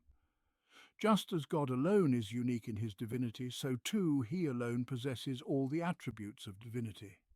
Conversely, all living beings and all created things partake equally in servitude to him, and are wholly devoid of the attributes belonging to the divine. Thus, there are two distinct forms of existence: the existence of God and the existence of everything else as his servants. The relationship between these two forms of existence is that of creator and creation, master and servants. This is the foundational principle of the Islamic worldview, from which all other principles emanate and upon which they are built. It is the establishment of this foundational principle that renders it one of the distinctive characteristics of the Islamic worldview, as we have already indicated. We have previously mentioned that monotheism, Tawheed, has always been the foundational principle of every divine religion sent through God's messengers. The Quran affirms this truth in unequivocal terms, repeatedly emphasizing it through the stories of the messengers, as well as affirming it in general. Indeed, we sent Noah to his people, and he said, "O my people, worship God alone. You have no deity other than him. Verily, I fear for you the torment of a great day." Surah Al-Araf 59. And to the people of Ad we sent their brother Hud. He said, "O my people, worship God alone. You have no deity other than him. Will you not then be conscious of him?" Surah Al-Araf 65. And to the people of Thamud we sent their brother Salih. He said, "O my people, worship God alone. You have no deity other than him. Clear evidence has come to you from your sustainer." Surah Al-Araf 73. And to the people of Midian we sent their brother Shu'aib. He said, "O my people, worship God alone. You have no deity other than him. Clear evidence has come to you from your sustainer." Surah Al-Araf 85. And has there come to you the story of Moses? When he saw a fire, he said to his family, "Stay here, I perceive a fire. Perhaps I may bring you a burning brand from it, or find guidance at the fire." But when he came to it, he was called, "O Moses, verily I am your sustainer. Remove your sandals, for you are in the sacred valley of Tuah. I have chosen you, so listen to what is revealed. Verily I am God. There is no deity save me. So worship me alone and establish prayer for my remembrance." Surah Taha 9:14. And God will say, "O Jesus, son of Mary, did you say to the people, 'Take me and my mother as deities besides God'?" He will say, "Glory be to you. It was not for me to say what I had no right to say. If I had said it, you would have known it. You know what is within me, while I do not know what is within you. Truly you alone are the knower of all that is hidden. I said to them only what you commanded me. Worship God, my sustainer and your sustainer. And I was a witness over them as long as I was among them. But when you took me back, you alone were the observer over them, and you are a witness over all things. If you punish them, they are your servants, and if you forgive them, you are indeed the Almighty, the Wise." Surah Al-Ma'idah 116-118. However, this monotheism brought by all the messengers was distorted over time, and myths infiltrated the beliefs of various religious traditions, whether in religions claiming a divine origin or in pagan systems that merged remnants of divine teachings with layers of myth across different ages. We touched upon some of these distortions in the chapter Wandering and Accumulation, as well as in earlier sections of this study. To fully grasp how Tawheed stands as a distinctive feature of the Islamic worldview, before delving into the vast scope of monotheism within this framework, it is worthwhile to briefly examine some other worldviews concerning divinity and servitude, particularly those that profess some form of monotheism or acknowledge two distinct forms of existence. Hinduism, for instance, acknowledges one being, Brahma, as the sole and unique existence, attributing to him qualities such as perfection, goodness, eternity, and pre-existence. Yet, it simultaneously regards all else as non-existence. The universe and all within it are thus considered nothingness. Paradoxically, Hinduism also posits that this perfect and absolute existence, Brahma, permeates this nothingness, this imperfect and evil void. Thus, every part of this universe, including humanity, is composed of both existence and non-existence, goodness and evil, perfection and imperfection, eternity and transience. And thus, the mission of the faithful Hindu is an unceasing endeavour to liberate existence, goodness, perfection and permanence, those elements inherent within his being, from the clutches of non-existence, evil, deficiency and annihilation. Through this liberation, he strives to become Brahman. Hence his fervent commitment to annihilating his corporeal self, viewed as the embodiment of non-being, so that the existence dwelling within may break free and soar unbound. This, then, is the state of nirvana, representing deliverance and the return to Brahman.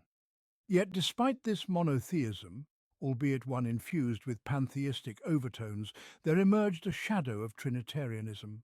For Brahman came to be perceived as taking on three manifestations of the one God: Brahma in the form of the creator, Vishnu in the form of the preserver, and Shiva in the form of the destroyer. Furthermore, they attributed to karma the role of a preordained fate, supreme over the deities and the celestial spheres alike. It is karma that perpetuates the cycles of creation and destruction in the universe. Thus, even within this conception, their monotheism was not free from ambiguity and contradiction, laden as it was with layers of illusion and complexity. The religion of Akhenaten, too, bore a semblance of monotheism. Akhenaten described his deity, Aten, with attributes of oneness and agency, encompassing the creation, preservation and governance of the cosmos. This represented the loftiest conception of divinity ever attained by humankind outside the realm of revealed faiths, though one must not disregard the influence of those revealed traditions on Akhenaten's creed. Yet, even this monotheism was tainted by remnants of pagan thought, for he made the material sun a symbol of his deity, intertwining its name with his own. Thus, the purity of his monotheism was sullied by the vestiges of idolatry. Aristotle too sought to delineate between the necessary existence and the possible existence. However, he rendered his necessary existence a passive entity in relation to the cosmos. This deity neither created the universe nor governs it. Instead, the cosmos, driven by an inherent longing, strives toward the necessary existence, transitioning from a state of potential being to actual being. Monotheism was the faith of Abraham, peace be upon him, and he bequeathed it to Ishmael and Isaac. Jacob, the son of Isaac, upheld this pure monotheism and enjoined it upon his sons as his final testament, as the Quran recounts. And who would forsake the way of Abraham except one who befools himself? Indeed, we chose him in this world, and he will surely be among the righteous in the hereafter. When his sustainer said to him, "Submit," he said, "I have submitted to the sustainer of all worlds." And Abraham enjoined it upon his sons, as did Jacob. "O my sons, indeed God has chosen for you this religion, so do not die except while you are in a state of submission." Or were you witnesses when death approached Jacob, when he said to his sons, "What will you worship after me?" They said, "We will worship your God and the God of your forefathers, Abraham, Ishmael, and Isaac, one God, and to him we submit." Surah Al-Baqarah 130-133. When Moses came as a messenger to the children of Israel, he came with the message of monotheism. To this day, Judaism is regarded as a monotheistic faith. Yet, the children of Israel, both before and after Moses, distorted this monotheism, altering the words of revelation from their rightful places. They fashioned their God as a deity exclusive to Israel, a tribal God who would champion them against the gods of other peoples. Moreover, they fabricated falsehoods about the God of Israel, claiming, "We are the sons of God and his beloved." They said he would not punish them for their sins. They alleged that Ezra is the son of God, and narrated myths about divine offspring marrying the daughters of men, producing giants whom God feared might rival him as deities. Thus he descended to confound their tongues. They claimed that Jacob wrestled with God and dislocated his hip. They said he walked in the shade of gardens to enjoy their cool breezes, and they ascribed to him the savour of roasted meat. Such myths and fables utterly marred and obscured the purity of monotheism. When Jesus, peace be upon him, was sent, He too came with the message of monotheism. Yet over time, Christian beliefs devolved into Trinitarianism, a doctrine they strive to reconcile with monotheism by positing unity within the three hypostases, the Father, the Son, and the Holy Spirit. However, disagreements abound regarding the nature and will of the Son, resulting in a fractured claim of monotheism that finds no substantiation in the diverse and conflicting doctrines of the various churches. Thus, we may state with confidence that the Islamic conception of God stands alone, steadfast upon the foundation of absolute and unadulterated monotheism. It is this monotheism that distinguishes and elevates the Islamic worldview above all other creeds and philosophies known to humankind. Now, after this exposition, we may briefly articulate the essence and dimensions of this monotheism. The Islamic creed affirms, as previously elucidated, the distinction between divinity and servitude. Divinity belongs exclusively to God, while servitude encompasses all living beings and all created things. It affirms the singularity of God, exalted be He in all His attributes, and the utter absence of any divine qualities in His servants. From this fundamental principle arise all the implications and consequences that shape human life and existence. God, exalted be He, is one in His essence, unparalleled in all His attributes. Say, He is God, the One, God the eternal refuge. He neither begets nor is born, nor is there to Him any equivalent. Surah Al-Ikhlas. There is nothing like unto Him. Surah Ash-Shura 11. Do not coin any similitudes for God. Surah Al-Nahl 74. And God exalted is He as the Creator of all things. Such is God, your sustainer. There is no deity save Him, the Creator of all things. So worship Him alone, for He is the guardian over all things. Surah Al-An'am 102. He has created everything and determined its measure with precision. Surah Al-Furqan 2. Say, have you ever considered those whom you invoke besides God? Show me what they have created of the earth, or do they have a share in the heavens? Bring me a scripture revealed before this one, or even a trace of knowledge if you are truthful. Surah Al-Ahqaf 4. And God glorified is He as the owner of all things. Say to whom belongs whatever is in the heavens and the earth. Say to God. Surah Al-An'am 12. To God belongs the dominion of the heavens and the earth, and all that lies between them. Surah Al-Ma'idah 17. He to whom belongs the dominion of the heavens and the earth, who has never begotten a son, and who has no partner in His dominion. Surah Al-Furqan 2. And God exalted is He is the provider for all whom He has created, and for all that He has brought into existence. O humankind, remember the blessings of God upon you. Is there any creator other than God who provides for you from the heavens and the earth? There is no deity save Him. How then are you deluded? Surah Fatir 3.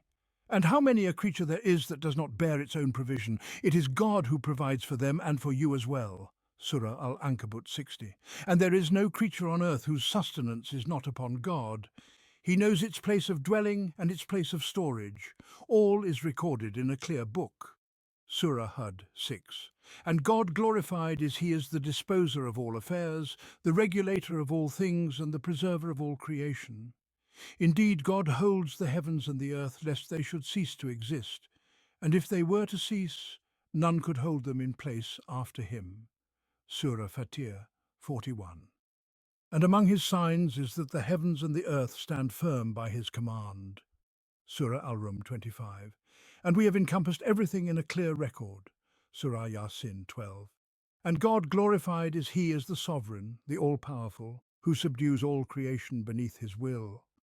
And He is the supreme over His servants. He sends guardians to watch over you until when death comes to one of you, our messengers take him, and they do not fail in their duty. Then they are returned to God, their true master. Truly His is the judgment, and He is the swiftest of reckoners. Surah Al-An'am 61-62. Say, He is able to send upon you a punishment from above you or from beneath your feet, or to divide you into factions and make you taste the violence of one another. Behold how we diversify the signs so that they may understand. Surah Al-An'am 65. Say, Have you considered if God were to take away your hearing and your sight and seal your hearts, what deity other than God could restore them to you? Surah Al-An'am 46. And all of God's creation in its entirety acknowledges his sovereignty and submits to him in obedience and servitude. Then he turned to the heaven while it was yet mere smoke, and said to it and to the earth, "Come willingly or unwillingly." They said, "We come willingly." Surah Fussilat 11. And among his signs is that the heavens and the earth stand firm by his command.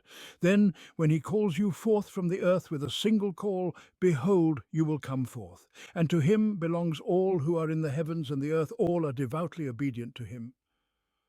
Surah Al-Rum 25-26. And to God bows down in submission all that is in the heavens and the earth, every creature, and the angels as well, and they are not arrogant. Surah Al-Nahl 49. And there is nothing except that it glorifies his praise. Surah Al-Isra 44.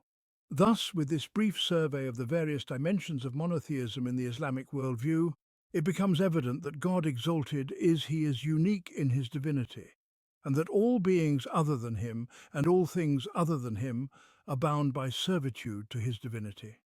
The relationship between the Creator and his creation is founded solely upon servitude. There is no kinship, no partnership, and no resemblance in essence, attributes, or prerogatives. This much suffices to demonstrate that monotheism is a defining characteristic of the Islamic conception of existence. It is this truth that we intend to affirm in the first part of this discussion. The detailed elaboration of this truth will be addressed in the second part, where we shall delve into the essence of divinity and the essence of servitude. However, the discussion on the unique feature of monotheism would remain incomplete if we did not, in similar brevity, touch upon the implications of this absolute, comprehensive, decisive, and precise monotheism in the realm of human life.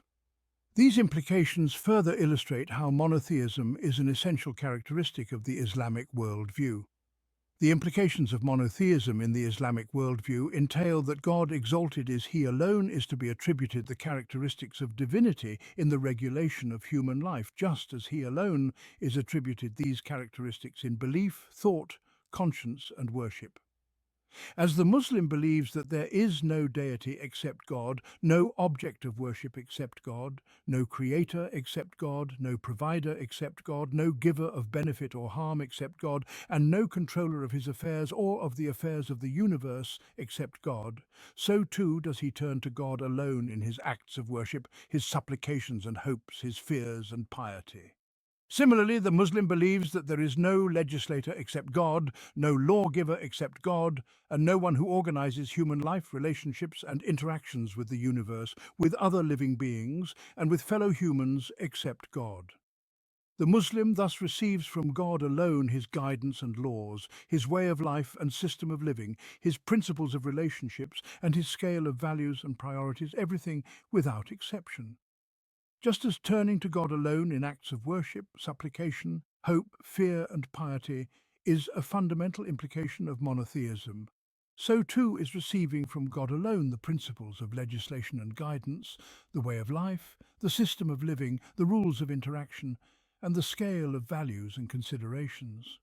Both of these dimensions represent the breadth and depth of monotheism in the heart of the believer and in his life alike. The Noble Quran establishes an inseparable link between the doctrine of divine oneness and its implications both within the human conscience and in the fabric of life itself. It builds upon the absolute unity of divinity, lordship, creative agency and sovereignty over all existence, and from this unity it derives every command that a Muslim is entrusted with, whether it pertains to the emotions that reside within his soul, the acts of worship he performs, or the obligations he upholds in adherence to divine law. Within a single, seamless discourse, the Quran reiterates the principle of divine oneness, alongside the manifestations of God's creative agency and supreme authority, both in the universe and in the affairs of this world and the hereafter. And with each reiteration, it commands adherence to the divine law. For such adherence is the natural consequence of recognizing the oneness of God's divinity and sovereignty. And your God is one God. There is no deity save him, the most gracious, the most merciful. Behold, in the creation of the heavens and the earth, and in the alternation of night and day, and in the ships that sail across the sea for the benefit of mankind, and in the waters which God sends down from the sky, giving life thereby to the earth after it had been lifeless, and causing every kind of living creature to multiply therein, and in the changing of the winds, and in the clouds that are made subservient between heaven and earth. In all this there are signs for people who use their reason. And yet among men there are those who take for themselves objects of worship other than God, loving them as they ought to love God. But those who have attained to faith love God more intensely.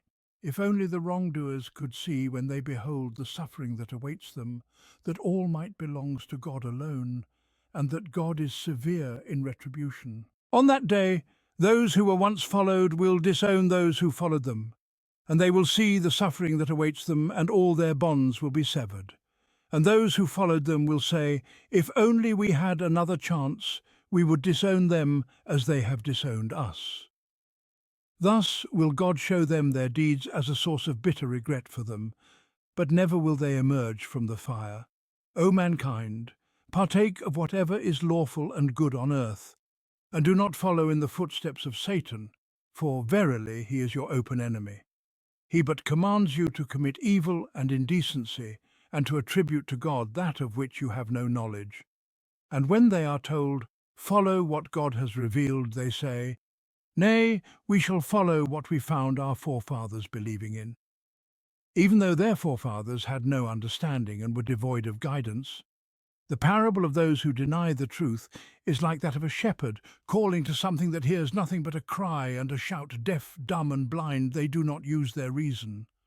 O you who have attained to faith, partake of the good things which we have provided for you, and render thanks unto God, if it is him alone that you worship. He has forbidden you only carrion and blood and the flesh of swine, and that over which any name other than God's has been invoked. But if one is driven by necessity, neither coveting it nor transgressing, no sin shall be upon him. Verily God is much forgiving, a dispenser of grace. Al-Baqarah 163, 173. Upon reflecting on this Quranic passage, we find that it begins with the assertion of God's absolute oneness and exclusive divinity. This is then followed by a depiction of cosmic phenomena in which divine power is most manifest. Thereafter, the scene shifts to the last day, where God's sovereignty is revealed in its ultimate and absolute form, where no authority exists but His alone. Having set forth these truths, the passage then commands humanity to abide by God's divine law in matters of what is lawful and unlawful, warning them against following Satan and condemning those who adhere to pre-Islamic customs in such matters, since none has the right to legislate in this regard except God alone. Then the passage directs the believers to partake of the lawful and wholesome provisions that God has made permissible for them, if indeed they worship Him alone. And finally, it delineates what He has forbidden, for He alone has the right to declare things lawful or unlawful, just as He alone is to be worshipped, and He alone governs the cosmos, and He alone holds dominion on the day of judgment. Thus God's oneness is not truly realized until it is reflected in acts of worship, in adherence to divine law, and in submission to Him in all aspects of life. This intricate and interwoven structure of Quranic discourse appears frequently in the Quran, always reinforcing the meaning of Tawhid, the absolute oneness of God, and its implications. For further clarity, let us consider another passage that illustrates the Quranic method of presenting the essential characteristics and foundations of the Islamic worldview in a comprehensive and holistic manner. And thus have we revealed unto thee a discourse in the Arabic tongue, so that thou mayest warn the mother of cities and all who dwell around it, and warn them of the day of gathering, about which there is no doubt a day when some shall be in paradise, and some shall be in the blazing fire. Had God so willed, He could have made them all one single community, but He admits into His grace whomever He wills, whereas the wrongdoers shall have neither protector nor helper. Have they taken protectors besides Him? But God alone is the true protector. He alone gives life to the dead, and he alone has power over all things. And in all matters wherein you differ, the final judgment rests with God. Such is God, my sustainer, in him I place my trust, and unto him do I always turn. The originator of the heavens and the earth he has made for you mates from among yourselves, and likewise mates from among the cattle, thereby multiplying you. There is nothing like unto him, and he alone is the all-hearing, the all-seeing. His alone is the dominion of the heavens and the earth. He grants abundant sustenance to whomever he wills, and withholds it from whomever he wills. Verily, he is the all-knowing of all things. He has ordained for you the same religion which he enjoined upon Noah, and that which we have revealed to thee, O Muhammad, and that which we enjoined upon Abraham, Moses, and Jesus. Establish the religion, and do not be divided therein. Hard it is upon the idolaters that to which thou callest them. God draws unto himself whomever he wills, and guides unto himself all who turn to him. And they did not become divided, except after knowledge had come to them out of mutual envy and rivalry.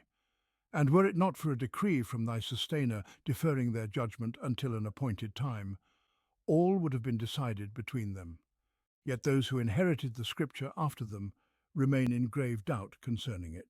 Ash-Shura 7:15. From these passages we discern a profound connection between the oneness of God's divinity and the oneness of his sovereignty. This in turn defines the essence of Tawhid not merely as a theological concept, but as a principle that governs all aspects of human existence. And this understanding of Tawhid as articulated in the Islamic worldview creates within the mind and heart an unparalleled sense of discipline and coherence, one that allows neither values to waver nor convictions to falter, ensuring that both perception and conduct remain steadfast and unwavering. The vision of divinity and the boundaries of servitude. Whoever conceives of divinity in this manner and comprehends the limits of servitude accordingly will find his course well defined, his conduct well regulated. He will come to know, with absolute clarity and precision, who is he? What is the purpose of his existence? What are the limits of his authority? He will likewise perceive the reality of all things in this universe as well as the true nature of the active force within it. Consequently, his perception of things and his dealings with them will be governed by well-established boundaries, neither fluid nor wavering. Such a disciplined perception begets discipline in the intellect and its judgments, discipline in the heart and its values, and when one interacts with the divine laws and receives guidance from them, this discipline is further strengthened, deepened, and reinforced. We realize this when we contrast the Muslim who deals with his sustainer, the one and only, the creator, the sustainer, the all-powerful, the supreme, the governor, the controller, with others who entertain the perspectives we have mentioned. Those who reckon with two opposing deities, one for good and one for evil. Those who believe in a God who exists, yet is enmeshed in non-existence. Those who presume a God who is utterly indifferent to them and to the affairs of this universe. Or those who worship the deity of materialism, which neither hears nor sees, nor remains constant in any state. To say nothing of the many other confused and chaotic conceptions, none of which provide the mind or the heart with any stable footing. The straight path. Indeed, this vision instills within the heart and the intellect a profound sense of uprightness. A person who understands the reality of his sustainer, his attributes and his own relationship with him in this precise and disciplined manner will undoubtedly walk a straight path in his dealings with his Creator, both in heart and mind, without confusion or deviation. The Muslim knows, through his conception of his sustainer and his relationship with him, what his sustainer loves and what he detests. He is certain that the only path to divine pleasure is through faith in him, knowledge of his attributes, and steadfastness upon his way. He knows that he does not claim proximity to God through lineage or kinship, nor does he approach him through incantations or intercessions. He worships him only through obedience to his commands and prohibitions, adherence to his laws and decrees. Such knowledge cultivates righteousness within his heart and mind, righteousness in perception, righteousness in conduct. This in turn brings about clarity, simplicity and ease, both in thought and in action. One who contrasts the Islamic conception, rooted in absolute monotheism, in its fullest sense and scope with the Trinitarian doctrine of the Church, with its perplexing notions of the three hypostases of the one God, or the belief that salvation is attainable only through union with the Son, or the doctrine of original sin, which can be expiated only through faith in the Son, who is Christ, peace be upon him, such a person will readily perceive the vast difference between the two. Likewise, one may compare this to those who deal with nature, a force that neither hears nor sees, neither commands nor forbids, neither demands virtue nor enjoins action, nor prohibits vice or immorality. How then can such worshippers walk a straight path when they have no clear concept of their deity, when each day they discover something new about it, uncover a trait or tendency previously unknown to them, and come to know it only by accident or through experimentation? In this way, we may continue to examine the various perspectives we previously addressed in the chapter Wandering and Chaos and in the subsequent sections of this study. None of these perspectives can inspire discipline or righteousness, whether in thought or in conduct. All of them, without exception, are marked by obscurity, complexity, and contradiction. Thus, the very first impression that strikes both heart and mind when encountering the Islamic doctrine is its uprightness, its simplicity, its clarity. This is precisely the quality that draws contemporary Europeans and Americans to Islam. They themselves testify that it is the first and most striking aspect they encounter in this religion. And it is the same characteristic that has captivated the indigenous peoples of Africa and Asia, both in ancient and modern times, for it is the hallmark of innate human nature shared by all people alike, whether civilized or primitive. The unity of personality and energy. This vision ensures the integration of personality and energy both within the individual Muslim and within the Muslim community. It eliminates fragmentation, dissonance, and dissipation which result from other doctrines and worldviews. For the human existence, created as a unified entity in its very essence, stands before a single divine being, engaging with him in all aspects of life. It engages with this one God in faith and consciousness. It engages with him in worship and devotion. It engages with him in law and governance. It engages with him both in this world and the hereafter. It does not divide its belief among multiple gods, nor does it conceive of various elements within the one divinity. Nor does it imagine competing forces, some under divine control and others outside of it, opposing him. Nor does it believe in universal forces that may even overpower God himself, forces that are devoid of any discernible law by which they may be understood. Likewise, it does not divide its devotion, faith, and worship in one direction, while deriving its laws and way of life from another. Rather, it receives all from a single source, follows a single law, a law that governs both conscience and feeling, just as it governs movement and action. And this law does not govern the human being alone. It governs the entire universe as well. Thus, when the human being interacts with the universe, he does so under the shade of this singular divine law, without division or fragmentation. This integration generates an immense energy against which nothing can stand. And this is one of the secrets of the miraculous achievements that the Islamic doctrine has produced in human history. From this vision emerged that unified force which wrought such wonders. A force gathered within itself, aligned with the energies of the universe, in harmony with them, for it moves alongside them under the same divine law, directed toward the same one God, as we have previously discussed in the section on universality. The birth of man, the liberation of humanity. Finally, we arrive at the most distinctive effect of the Islamic worldview upon the Muslim soul and life, and upon the fabric of the Muslim society, the principle of monotheism on which it stands and from which it draws its essence. It is this: the liberation of man, or to put it another way, the birth of man.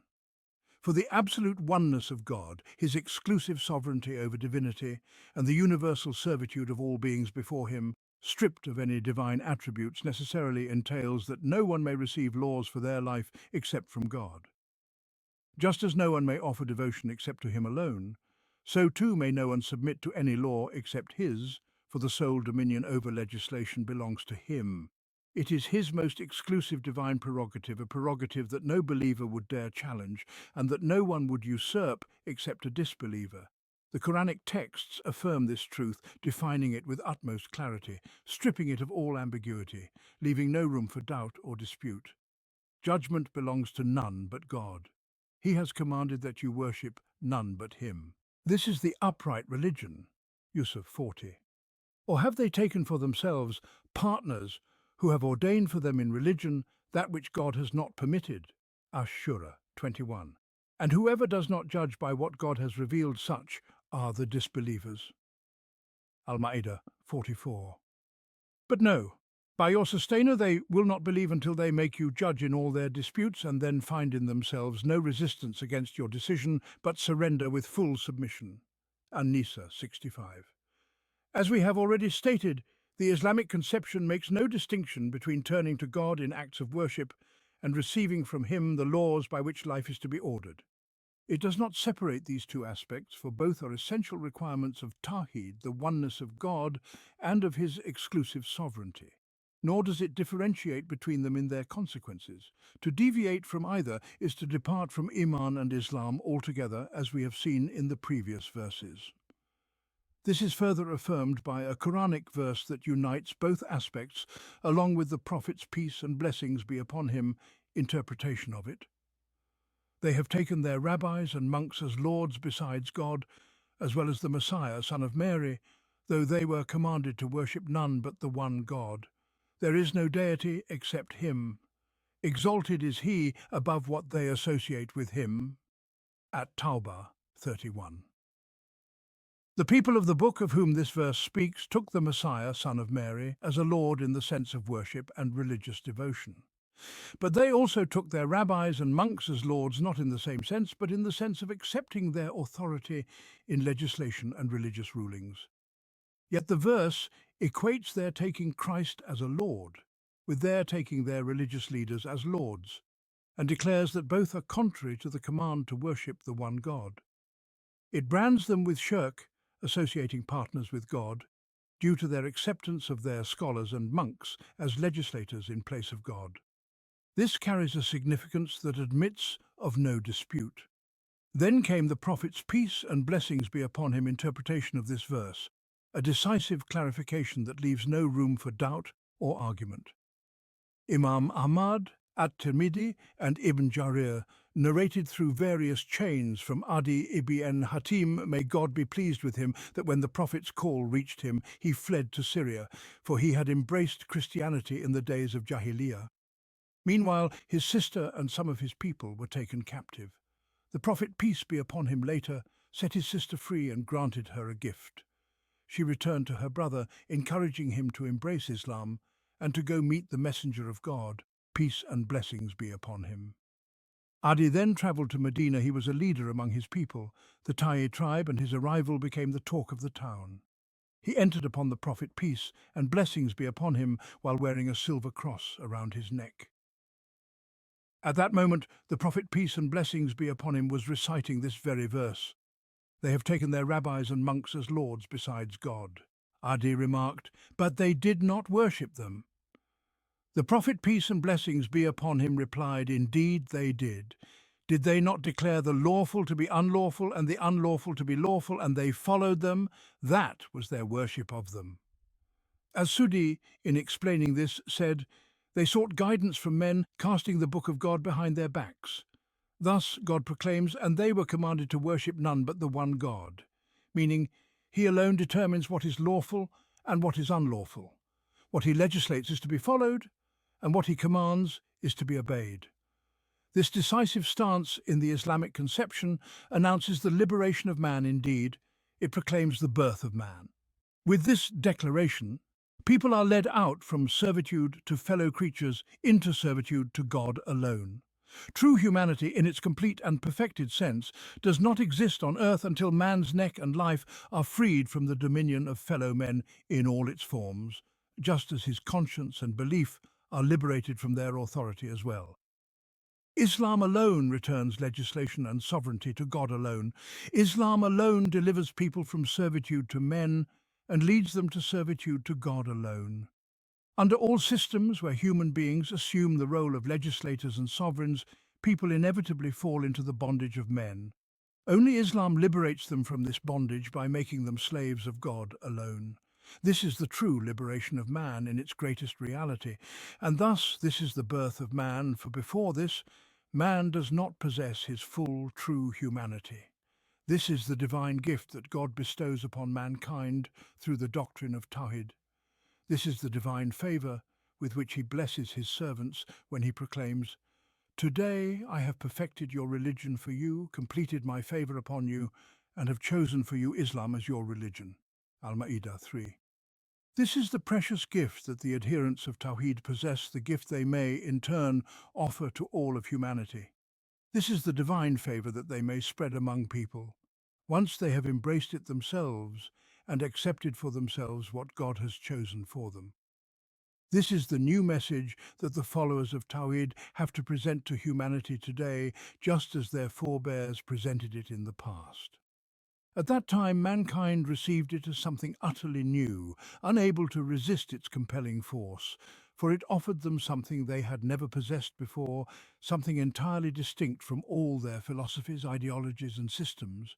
Indeed, when Ribi ibn Amir, the emissary of the Muslim army, stood before Rustam, the commander of the Persian forces, the latter asked him, "What has brought you?" Ribi answered with words that encapsulate the essence of this creed, the nature of the Islamic movement that emerged from it, and the understanding of those who carried its banner.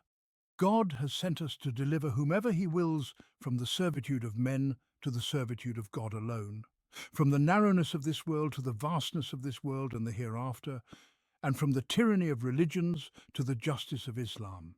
In these few words is concentrated the very foundation of this creed and the essence of the Islamic movement that sprang from it and set forth with it. It is a call to deliver whomever God wills from the servitude of men to the servitude of God alone, to return all authority to God alone, in life and in death, in this world and in the hereafter. It is to recognize God alone in his divinity and all that this entails, and the right to legislate and govern is the foremost of these divine rights. No believer would dare challenge him in this, nor would any disbeliever dare claim it for himself. For true freedom for mankind, true humanity itself cannot exist unless this right belongs to God alone. And so the followers of Tawhid, when they return to it today and raise its banner alone, can say to all of humanity what Ribi ibn Amir once said. For mankind today is in the same condition as when he spoke those words. Everywhere people are drowning in servitude to men. Only Tawhid, in its comprehensive sense, can deliver whomever God wills from the servitude of men to the servitude of God alone. And only through this can man be truly liberated indeed. Only through this can man be truly born.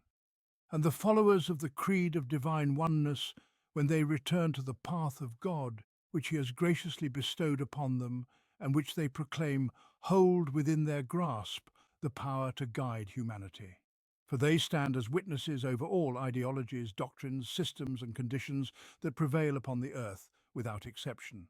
Thus, today and tomorrow, they are destined to play a great universal and humane role, a role of authentic leadership amid the global currents of human civilization. It is a role that grants them a profound justification for their existence on the world stage and for their stewardship of the human journey. They may not, at this moment, present to mankind towering scientific achievements or dazzling civilizational conquests that outshine all that humanity has thus far attained. Yet they hold within their hands a gift far greater than all scientific glories and civilizational triumphs combined. They offer the world something of unparalleled magnitude, the liberation of man, nay, the very rebirth of man.